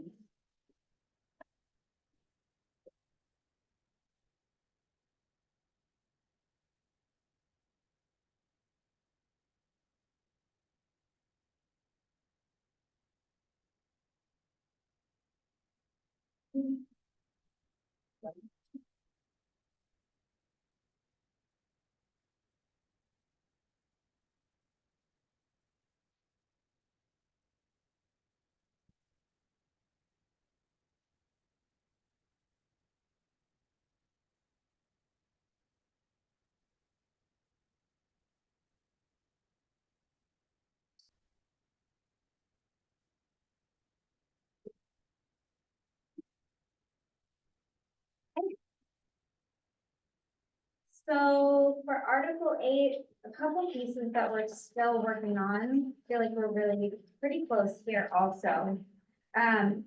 In B, for notice of vacancies, we heard your feedback about kind of the concerns about being locked into a specific system. And so we worked on some languages surrounding kind of the job alert intervals, and we hope that this language kind of fits with some of your concerns about being tied to a specific interval. The language here is employees may sign up to receive automatic job posting alert emails to be sent at regular intervals of their choosing. Those alert intervals shall be subject to system limitations, but will include a daily and weekly option. Again, as we mentioned the last time we discussed this, we did check in with, I can't remember the name of the vendor, but we checked in with the name of the vendor and with HR about kind of the limitations of the current system, and they do allow for this with our current system. So we did feel like this was possible, at least now, although we understand there might be different limitations in the future, but most job alert systems have at least daily and weekly alert options. How does the employee access that now? Sorry. There's like a weekly email that goes out now, like a Sunday alert. Right, but if the current system allows for that, like if I'm the employee, how do I go in? I'm just curious, how do I go in and say, I would like it daily instead? Is there somewhere that I access, or do I send an email to HR and say, can you please have, just literally the mechanical? They sign up on the jobs page. You can just self-register. Yeah. So, and that dropdown may include more options than a daily and weekly option. It just, if we're moving from the 5 workday minimum on the posting to 3, we want our members to have options. It also made sense to us that it would be limited to system limitations, and that it doesn't make sense that if a member wanted it to get one every 30 minutes, that necessarily be an option, right? But it might make sense to have a bi-weekly option. Yeah, I've got another question on that. I know that, part of my work with liability is our insurance coverage or cyber coverage and things like that. And because of those requirements changing, our systems are also changing. And I'm just wondering, so if there's a period of time where the system's not working, is that going to be grievable because it's in here? I mean, does it necessarily need to be in here to be a function of what our platform already does? That's my question. And I don't think that's the intent, but I mean, anytime we put something here, I'm like, oh, when would that be grievable, right? You're asking a really good question. I think in a situation like that, I mean, our interest obviously is that our members have an opportunity to apply for these jobs. And so when we're shrinking the period to 3 days, which we're agreeable to, we just want them to be able to get timely alerts about those jobs and be able to apply for them. So in a situation like that, I think we would just ask, we gotta either come up with a way or give a little bit more notice while that's happening. If the system is down, it's temporary, that's understandable. We don't want to be punitive in the way we enforce the contract, but we also do need our members to get some notice so that they can apply on the regular. We wouldn't want that to be a condition that goes on and persists. Okay, but a member would always have the opportunity anytime to go in and see what jobs are placed, right? But it did occur to me, I could add that you do sign up yourself, whether you are internal or external. So you just say, I'd like to sign up for job notifications. And I think it was Power Schools that is the talent ed umbrella company that said it can easily be changed to a drop-down menu. So because it would just have to be changed for that automatic. Currently, it only offers the week option. Yeah, you sign up for alerts and then you learn later that it's gonna be every Sunday after you sign up. So I think just having that option of daily or weekly, because then even if people are looking at 3 districts if they're gonna get that update email from, if they want to be reminded every day, it does in the email list everything out. So if you don't have, you know, the opportunity on the job to dig deeply, you can at least see, oh, I gotta look at this after work, because in my email, I got the little review of what's gonna be available. So that would be for those who are in the district or out, if they wanted to be notified more regularly than every Sunday. If now we've got this 3-day window in which a job might be posted and Sundays keep going and you might miss it. So that was the thought we had. Thank you. I understand. One of the difficulties, is that we did reach out to Power Schools through our reps, and they're saying it's not a function of the system. And so I think there's a miscommunication between maybe what sales are promoting.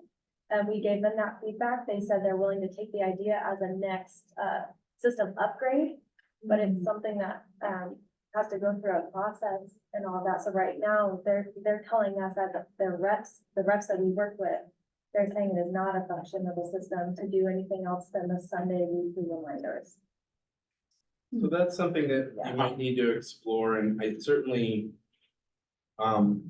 We find your need on the 3 days compelling. We just want to make sure our members have an opportunity that's timely within that timetable, so. Yeah, I understand that. You Yeah. don't want jobs to come and go without ever being alerted that their job is out. Yeah, if you need to come back to us with something that, you know is gonna work, but, fits within that Venn diagram of your interest and ours, please do. Okay, thank you. Thanks, Steve. Okay, down to C4. In reflecting on the conversation that we had about additional and temporary hours, what we heard from your team was that there really does need to be some protection around how those LSS hours are assigned out to staff. So we heard that, and our proposal really kind of draws out that LSS time as a separate category. We do feel, and we discussed in our planning time, that there are other additional hours that do exist at the schools. And so this proposal here leaves that LSS time kind of as a discretionary time for supervisors. Wendy talked about how that is very specific and personality based and skills based, and we understand that. But other additional or temporary hours as they become available at the buildings, we do really want our senior employees to have the kind of the first right of refusal to those hours. And so as we've kind of drawn these out into 4A, B, and C, we do feel like that kind of spells out those requirements there. Can I ask you a question on that one? And I don't remember if I've asked this before. The notion of current qualified employees, does that presume that they're currently working in that same job classification? Yes. You know what I'm saying? I mean, or, there's 2 hours being added. I can't think of good examples. You guys could probably think of more outside of LSS where extra hours might come online. I would say that, yes, that falls into the definition of qualified, but also like someone who has a very specific set of tasks they can't be removed from for a day might not be qualified to take certain additional hours as well. I think that the language of qualified and available offers you some amount of flexibility. But then beyond that flexibility, certainly want our folks of seniority to get extra hours. What are you imagining as you said, the right of refusal? What are you looking for proof of that they refused, that they were offered, they refused? I think that for this, essentially, we're going to enforce this when issues come to us, and someone will say, hey, I'm not full-time, I don't have enough hours, and yet there were extra hours and they were given to someone else, like what gives?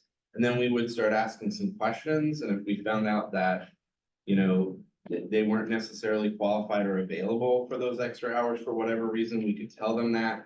Or we might find out that actually the manager just violated the contract and they should have been given the hours. They were more senior.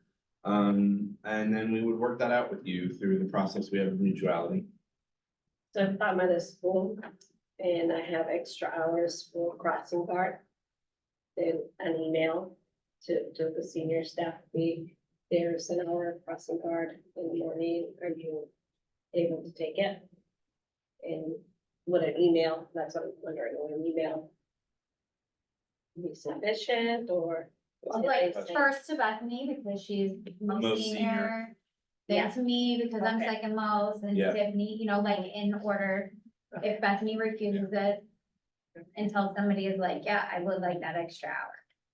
And That's how I would see that play. that process may be done verbally too, but I love your thinking, Yeah. Marta, and your approach that like, let's do it in writing. Very smart, That's like yes. that. Yeah, documentation, good.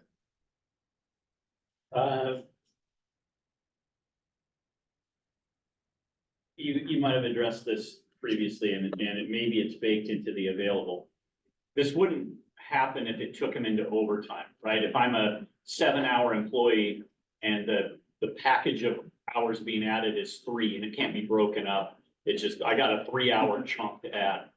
Like, I don't have a right to that. It's gonna put me at 10 hours a day, right? Yeah, absolutely. That's a strange condition and it's certainly not our proposal that the most senior employee in a job classification at a work site end up having to work 32 hours a day, right? I mean, Yeah. they could pile up if that were the case. Yeah. Yeah, okay. All of that. Good. Okay, so then moving on to F. I have a question, sorry. Sorry. I was just trying to play out a scenario. It hasn't happened to me, but I was wondering if there was an employee that was at my building 5 hours, but I really need people there when kids are present.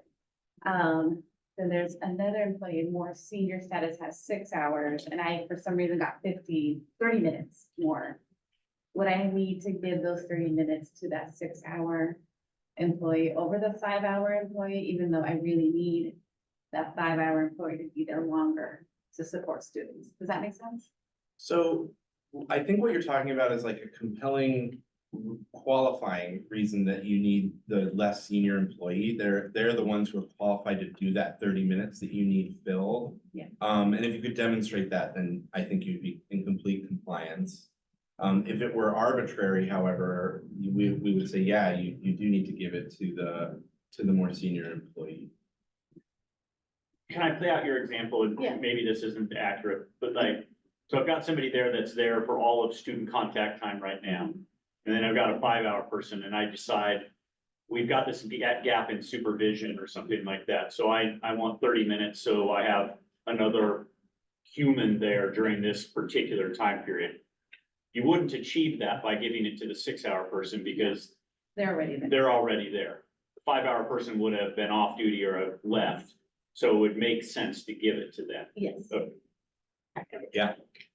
Also, the 6-hour person wouldn't be available for that half hour if that half hour exists. So arguably, That's exactly- the available piece would arguably cover that Yeah, piece. someone's already working the 30 minutes you need covered. They're not available to work it twice, obviously, so yeah. Okay. I have a question, and maybe now we're just overthinking it. Did I mess you up with the 32-hour day? It's popped in my head, what about benefits? It doesn't affect it. Temporary time doesn't change somebody's benefit. Okay, see, good job. Thank you. But just thinking, gosh, but what if that gives somebody benefits? Harold, thank you for that question. Okay, but now I got it, I got it. Appreciate that. That's great. Let's work benefits into this. Okay. Are we ready for F? Yeah. So, under F, we really appreciated your accepting our language. When we removed that, so we had initially proposed that exit survey responses should include an option for the responses to be automatically shared with the union. And you had said there's a tech piece there that you were unsure about. And so because when we lost that automatically, we also lost just some kind of like time-based component there. And time-based components are important because, you know, things have to happen at some point. So we just added back that survey responses shall be provided to the union within 10 district business days. Just so that we have some kind of time piece there. I think this is probably obvious, or goes without saying, it's survey responses where the person has indicated they want their Yes. responses. to be Yes, Yes. shared. yes, That was our that's intent. implied, yeah, that's the intention. Okay. Got it. Down in G4. We have a little bit of a change here. Your last proposal here, first of all, we appreciated the feedback about we had a really good discussion about temporary positions, and how to share that information while still protecting private information about our employees. We really appreciated that conversation. For what it's worth, we do still have questions, even about some jobs that we've seen posted since our conversation. And we had some good discussion about that in our caucus time. And so our response here, I think one of our concerns with the proposal about asking those questions during labor management was how infrequent our labor management meetings are and how frequent jobs are posted. So our proposal here was simply that the union can request the reason for the temporary nature of a position at any time. Feels like it limits the information to keep it more private. But that way we could request the reason as we see job postings come up, and obviously we would have an ethical responsibility to keep that information private. But it would answer some of the questions that we have as we see, kind of temporary positions go up that we're like, this doesn't seem like it fits into ABC. It also prevents us from like having our labor management committee agendas get. Yeah.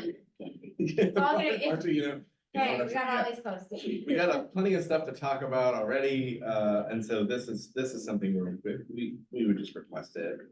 It doesn't need to be in the labor management committee. And the last questions that you guys had, it was a quick 5-minute conversation with Heather. Great. Great. Easy peasy. I do understand that. That proposed change or the rationale would make sense. That's all we have. Should we caucus now, through lunch? I think so. Yeah, okay. I think that you've given us some stuff to work on that we potentially have the ability to bring back responses on. I think these two articles are one that we're getting quite close on, so we will work towards that goal. Obviously, some of the articles that I know that the leaves article, you guys probably have an initial proposal, maybe you're not ready with that. The transportation one is it's a big article. I don't know. We certainly have some work to do.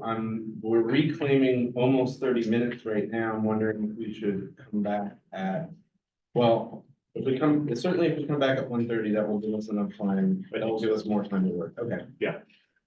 That sounds So like back on schedule. That's great. Okay. Thanks, everyone. Yeah, thank you. Oh. Back on schedule. Oh, we're gonna have to start because they're printing one more thing. Oh, sorry. Yeah, thank you. Our helper is downstairs. Thank you. Thank you, Hannah.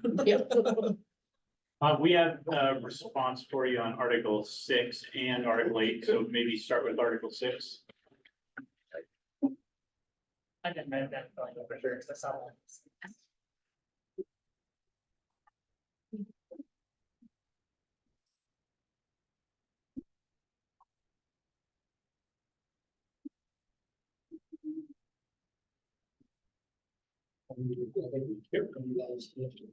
Yes.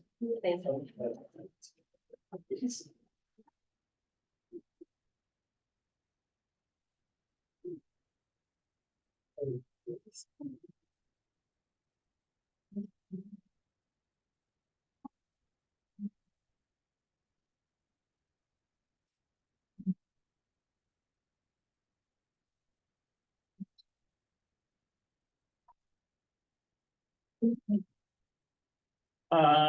like this went around to everybody, so. I think we're really close here. The only thing we've been working on is the last sentence in Article 6. We adopted your language with one addition.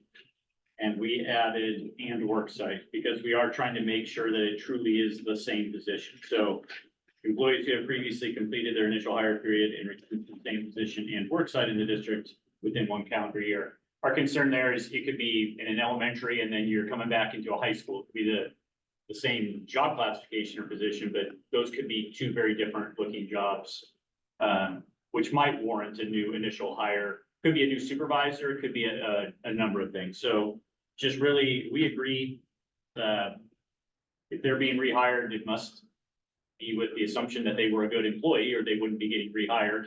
No reason to make them serve another initial hire period. But we're just, again, trying to make sure we're talking about really the same position. So, and worksite is the piece that we added. Excellent, thank you for that. Yep. Good question. No questions? Excellent. Okay, so that is Article 6. We have a counter proposal for you in Article 8 as well.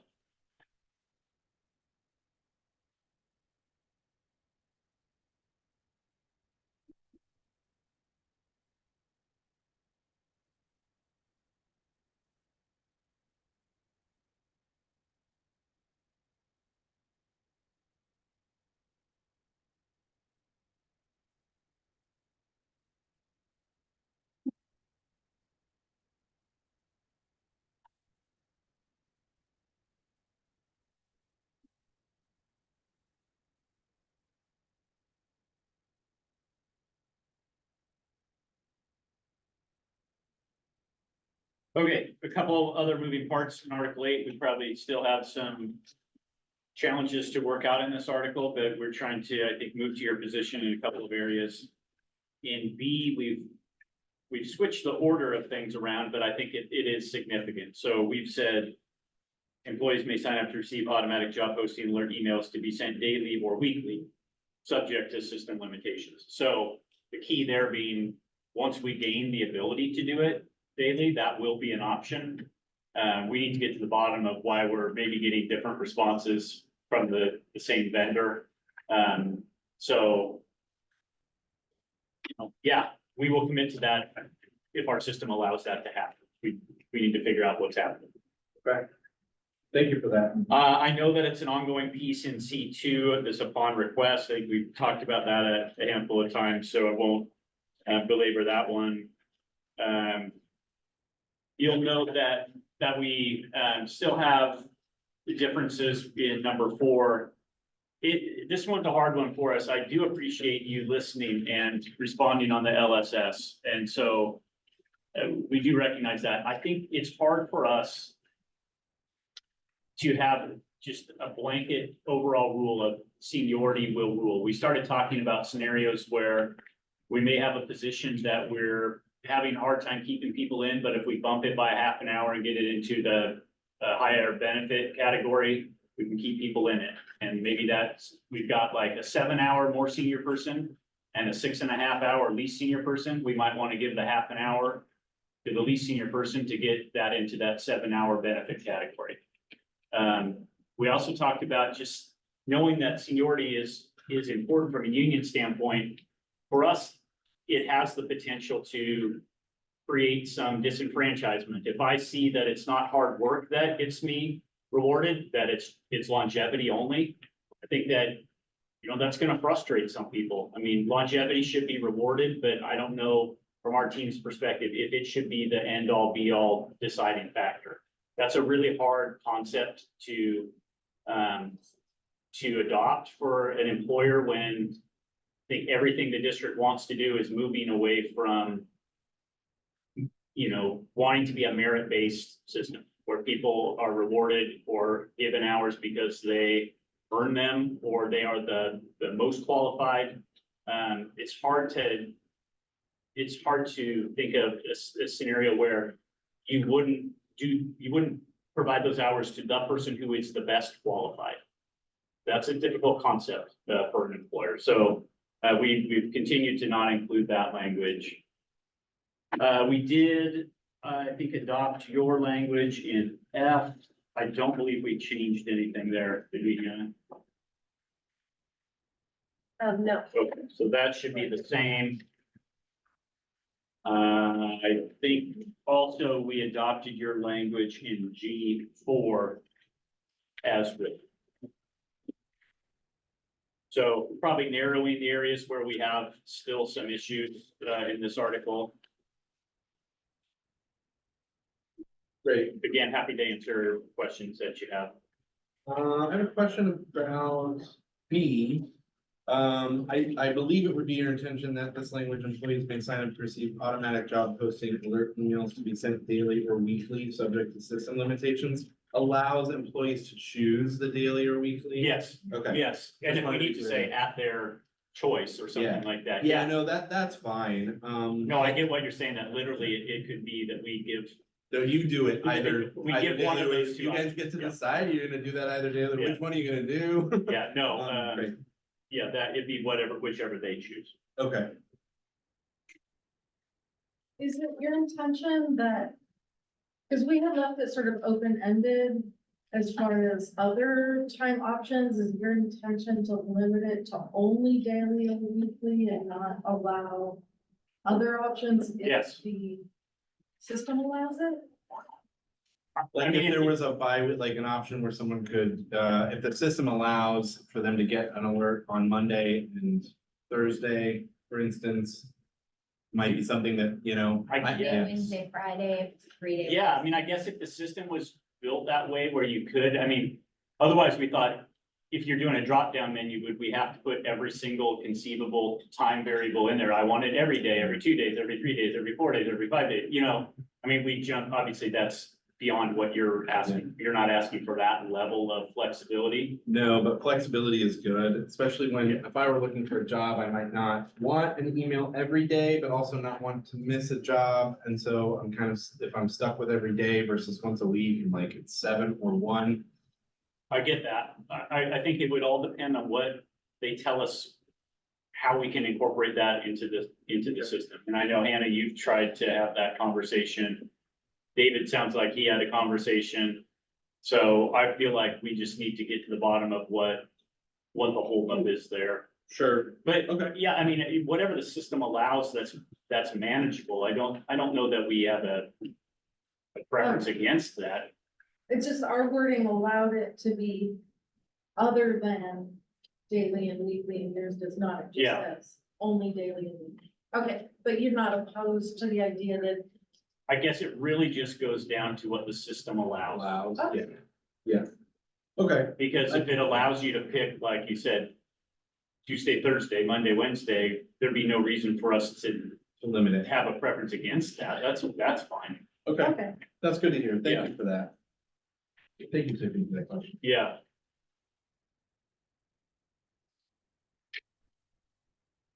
Any other questions?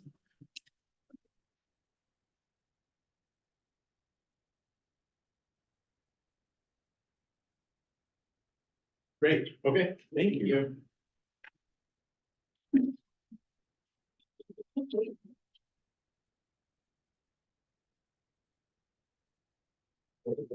sure. We are going to start with an initial Article 13 proposal. Okay. We have been working on it enough time to complete our work.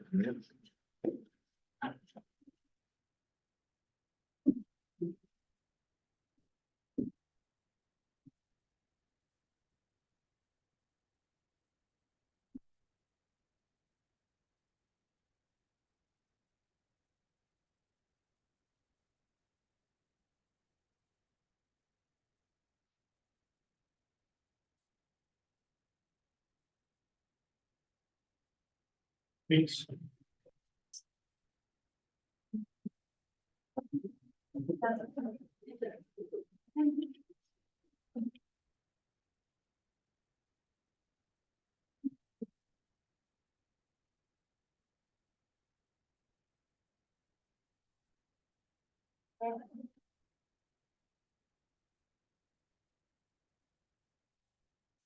So for Article 13,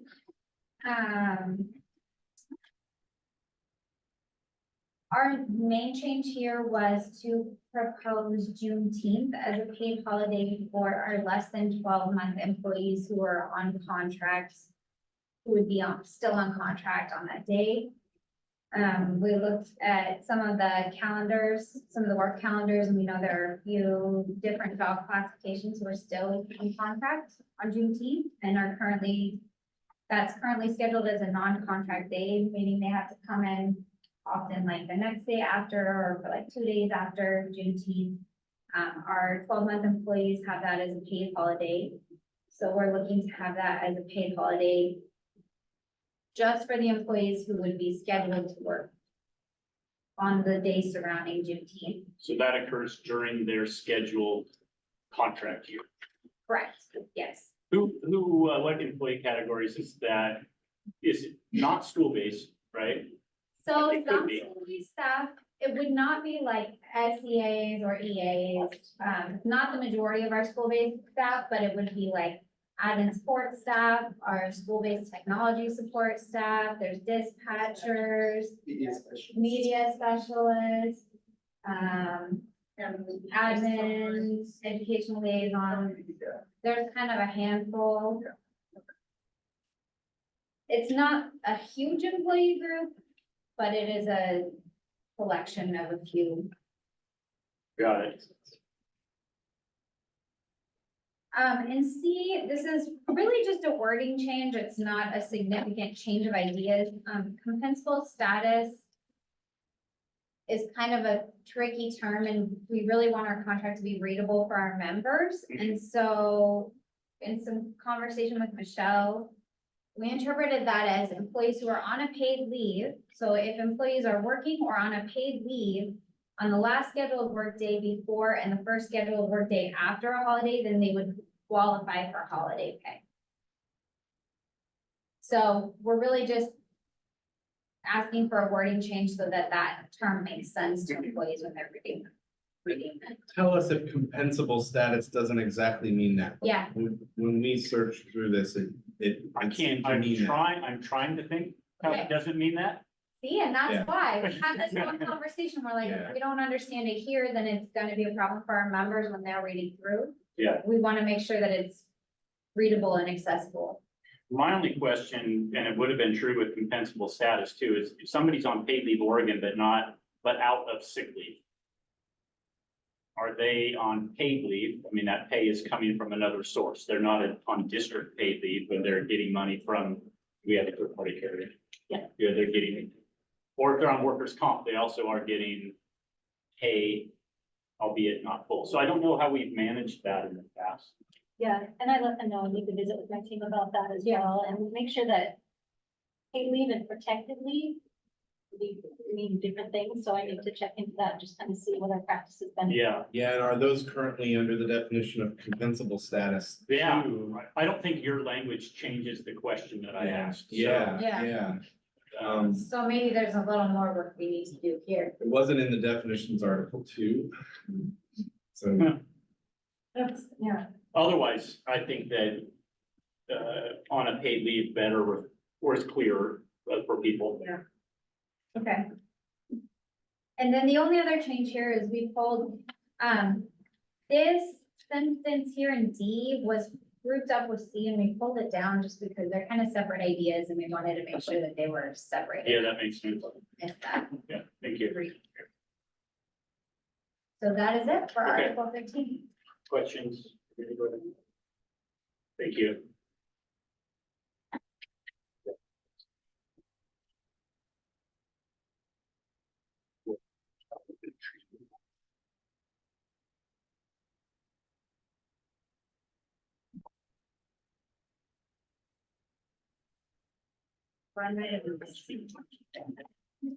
yeah. I'm realizing it's going to be not for us. So we're gonna manage your expectations around our ability to keep up with formatting changes. Let me just double check that I. That's always a challenge. Yes, yes, we know you understand. Yeah. Thank you for that. No, I think it's, think we did okay, okay. Yes. I'm just checking my work. Yeah, I think we're good. Okay.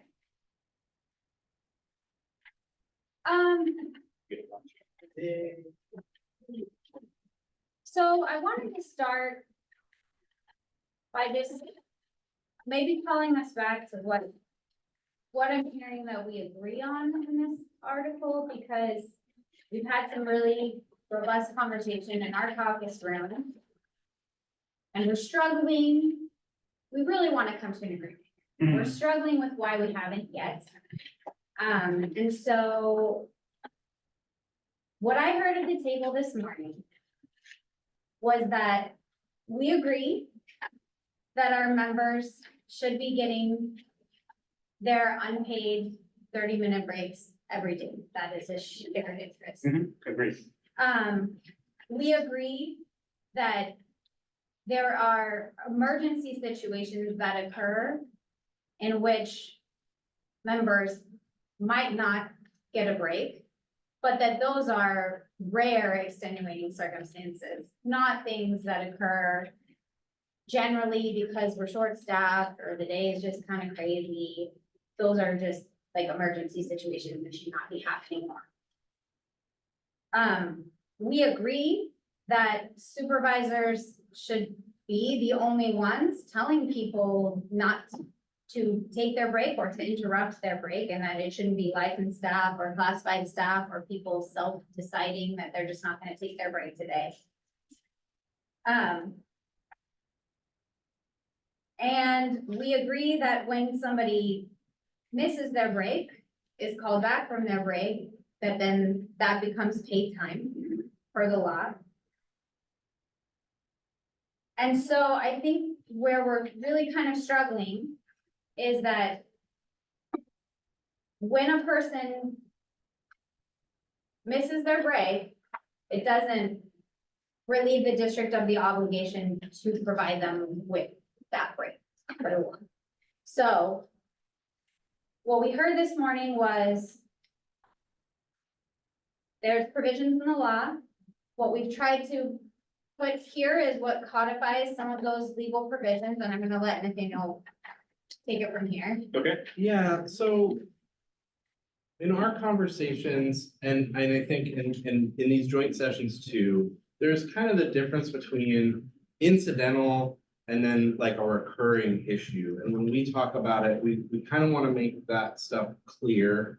We also want to make clear that it is absolutely a supervisor's responsibility to make sure that all of our members are in a position to both succeed and get their breaks. That's very, very important. So in our conversation earlier, we're in agreement with using the language in accordance with Oregon law, and then we use more language from Oregon law here. When an unforeseeable equipment failure, act of nature, or other exceptional or unanticipated circumstance that only rarely and temporarily prevents the employee from being relieved of all duties for 30 continuous minutes during their meal period, the district must pay the employee for the entire 30-minute meal period. And then we have two additional clauses, the first of which is pulled from legal language and the second of which is not. The first reads, in the exceptional and unanticipated circumstance that the district does not provide a meal period to an employee, the district shall instead provide the employee adequate paid periods in which to rest, consume a meal, and use the restroom. That would be much in line with the language that you had proposed. But this is closer to the legal language. And so we feel like it's just a little bit stronger and it's a little more clear for our members. We think it will also be more clear for your managers and supervisors. We want both of those things to be the case. We want our members to read this and understand what their rights are, be able to kind of assert those rights. We also want your managers to read this and understand very clearly what it is that they have to do to be in compliance. The second piece, we've talked a lot about kind of how we're going to track this. And we certainly want to reiterate that it is the supervisor's responsibility to make sure that our members are getting their breaks. We are not proposing that that supervisor give the member an exception timesheet. We're not proposing in E2 that anyone in particular do this, but that this should happen. So this empowers our members to do this, but also the obligation is also on your managers to do this. We understand that there are some situations in which someone misses their meal break and your manager might not know. But our members should be empowered to then do what's in E2, which reads interrupted or missed meal breaks shall be reported on an exception timesheet, either physically or electronically. And certainly, Marta, your questions around is an email sufficient? Great, which is why we put the electronically wording here. We believe that E2 gives our members the ability to know what to do. Also, it allows you to train your managers on exactly what to do. So when they know this does need to happen, and when they don't know, we need to inform our members that they need to make it known by invoking E2. We hope that we're striking a good balance here in looking to codify the law, protect our members' meal breaks, and also, make it possible for us to collect the data reasonably that you need to collect to pay people appropriately, and so that we kind of know if there's a problem. Isn't it? Do you have any questions? I see what you did here, and I think it was in line with a lot of the conversation we had earlier today and with some of the concerns that we were raising. So I appreciate that. I appreciate that you were trying to find kind of middle ground language or language that works. Great. It strikes me that we're getting pretty darn close on that. I think so. Yeah. Yeah. But anybody, supervisors, who are gonna manage this questions? So it's still the member needs to come to the supervisor to let them know that they're not getting their lunch or break. Like if an SA comes up to me, I should be like, oh, okay, you didn't get your lunch or your break, or before that happens. I'm just still trying to figure out when in my 8 years that I've been in HSD, that I've gone up to the staff member and said, hey, and they're in the middle of their lunch and pulled them. Yeah, no, you're asking a good question. I think we've left it just vague enough to kind of allow the flexibility that happens in the workplaces. Interruptions happen because a licensed staff interrupts our members' work breaks. Interruptions happen because a student is running off into a place that could potentially be dangerous, and so it's like kind of self-initiated emergency interruption. And then other interruptions do happen. So with this language, if a manager knows that a meal break was interrupted, they should make sure that person is filling out an exception timesheet, either electronically or physically. But in the situation where a manager does not reasonably know that that's happened, our member should do it. Our members should absolutely do it. We want to empower them to do that. But we do have to be clear with you that it is absolutely the employer responsibility to make sure that our members are getting breaks, right? And for those who are managers at work sites, you have to create a culture of like people getting their breaks. You have to start banging that drum. We would love it if you started banging that drum more loudly, because we do think that somewhere around a quarter of our members are missing breaks on somewhat regular intervals. So we'll both work together on this, and that's kind of what the language is codifying. But certainly you need to create a climate where breaks are happening. It's part of the HSD culture that from the top down, that everybody gets their breaks.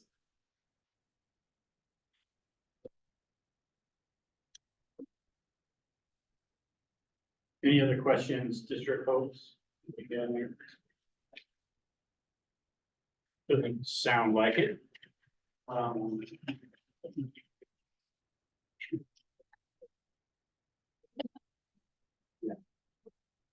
Maybe I know that we're starting to run out of time, 2:20, but we still have a little time left. Maybe if we took a caucus, you guys could look, we're super close on 6.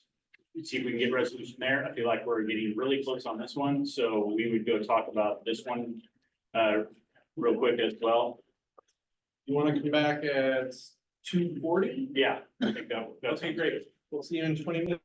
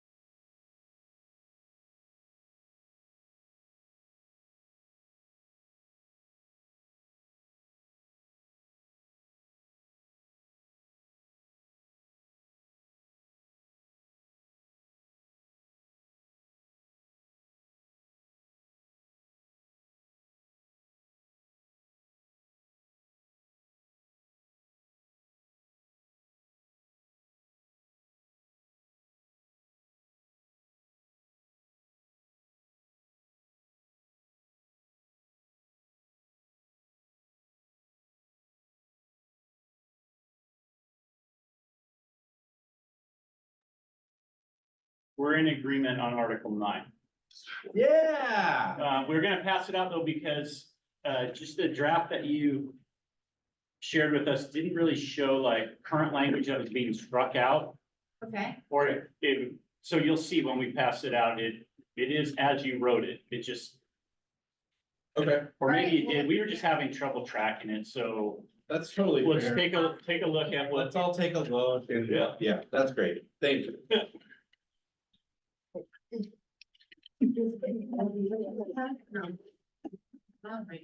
Don't give me a white piece of paper. I don't know what to do with that. Uh, Well, let's look at it first. yeah, so take a look, So sorry. you can read through the whole thing, but the first, if I'm comparing this against your proposal from earlier today, the first bit on A, saying the chart's the same. Yeah. Uninterrupted, no breaks are unpaid, that's the same, breaks, so all that first page is the same. C and D are the same. It was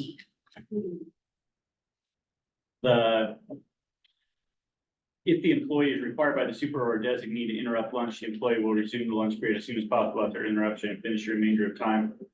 That's the part that we couldn't see. Oh, we just inserted our new proposal language and we didn't strike out. Yeah. Either the previous language you had or the status quo. Yeah. Is this language here that you have struck out the status quo? Correct. To me? Okay. Yes. And then the E1 and 2 should be identical to what you just gave us. And then the remainder should look the exact same. So we had just lost that if the employee is required. We couldn't find it in there. Yep. Yep. Confirmed. Thank you. Yep. So we're ready to sign off on this. That is great. Hit it? Yeah.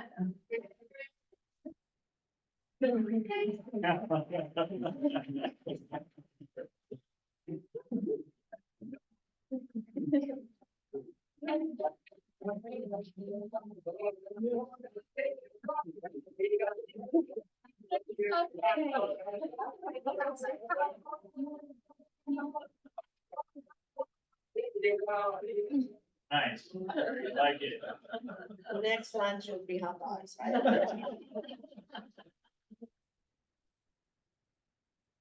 With an alternative option for vegetarian. No. Never mind, So that's what we had out of our cards. Yay, that's really exciting, actually. Yeah, This is very exciting. that article is better now than when we started, so that's always the goal. Certainly. Yes, Certainly. 100%. We didn't get a chance to talk about what we were gonna bring next time, and I'd kind of like to circle back with Anna about that anyway. So maybe in between, Marta, shoot you an email or something. Okay. Because we meet again, I think, in just a week. Yes. It's a long session, I believe, to go to 6 p.m. Yeah. So we had a chance to talk about Article 6. Oh, yeah. And we are also in agreement on Article 6. We did Awesome. accept your language and we printed out a clean copy. Fantastic. It is on neutral paper. They didn't. Yeah. Oh, great. I only have the 2 copies here. But you can look over and make sure that it is. 2 down. Is it? Well, yeah. I think we're ready. Can we hit it? Yep. All right. Oh. Hit it, Margaret. Wait. I just looked at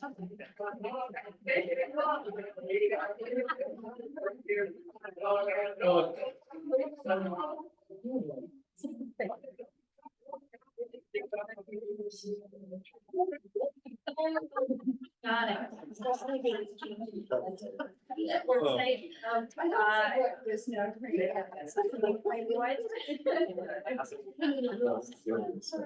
That's great. That's a good productive day. Yeah, it is. Do that. Should we sign up? Yeah. I think we're ready to adjourn. Yeah. Yeah. We've earned a 5 or 7 minute early departure. productive and efficient. Well done. We'll see you in a week. Okay. For all of you at home, thank you so much for joining us. Thank you. It's fine. Next week.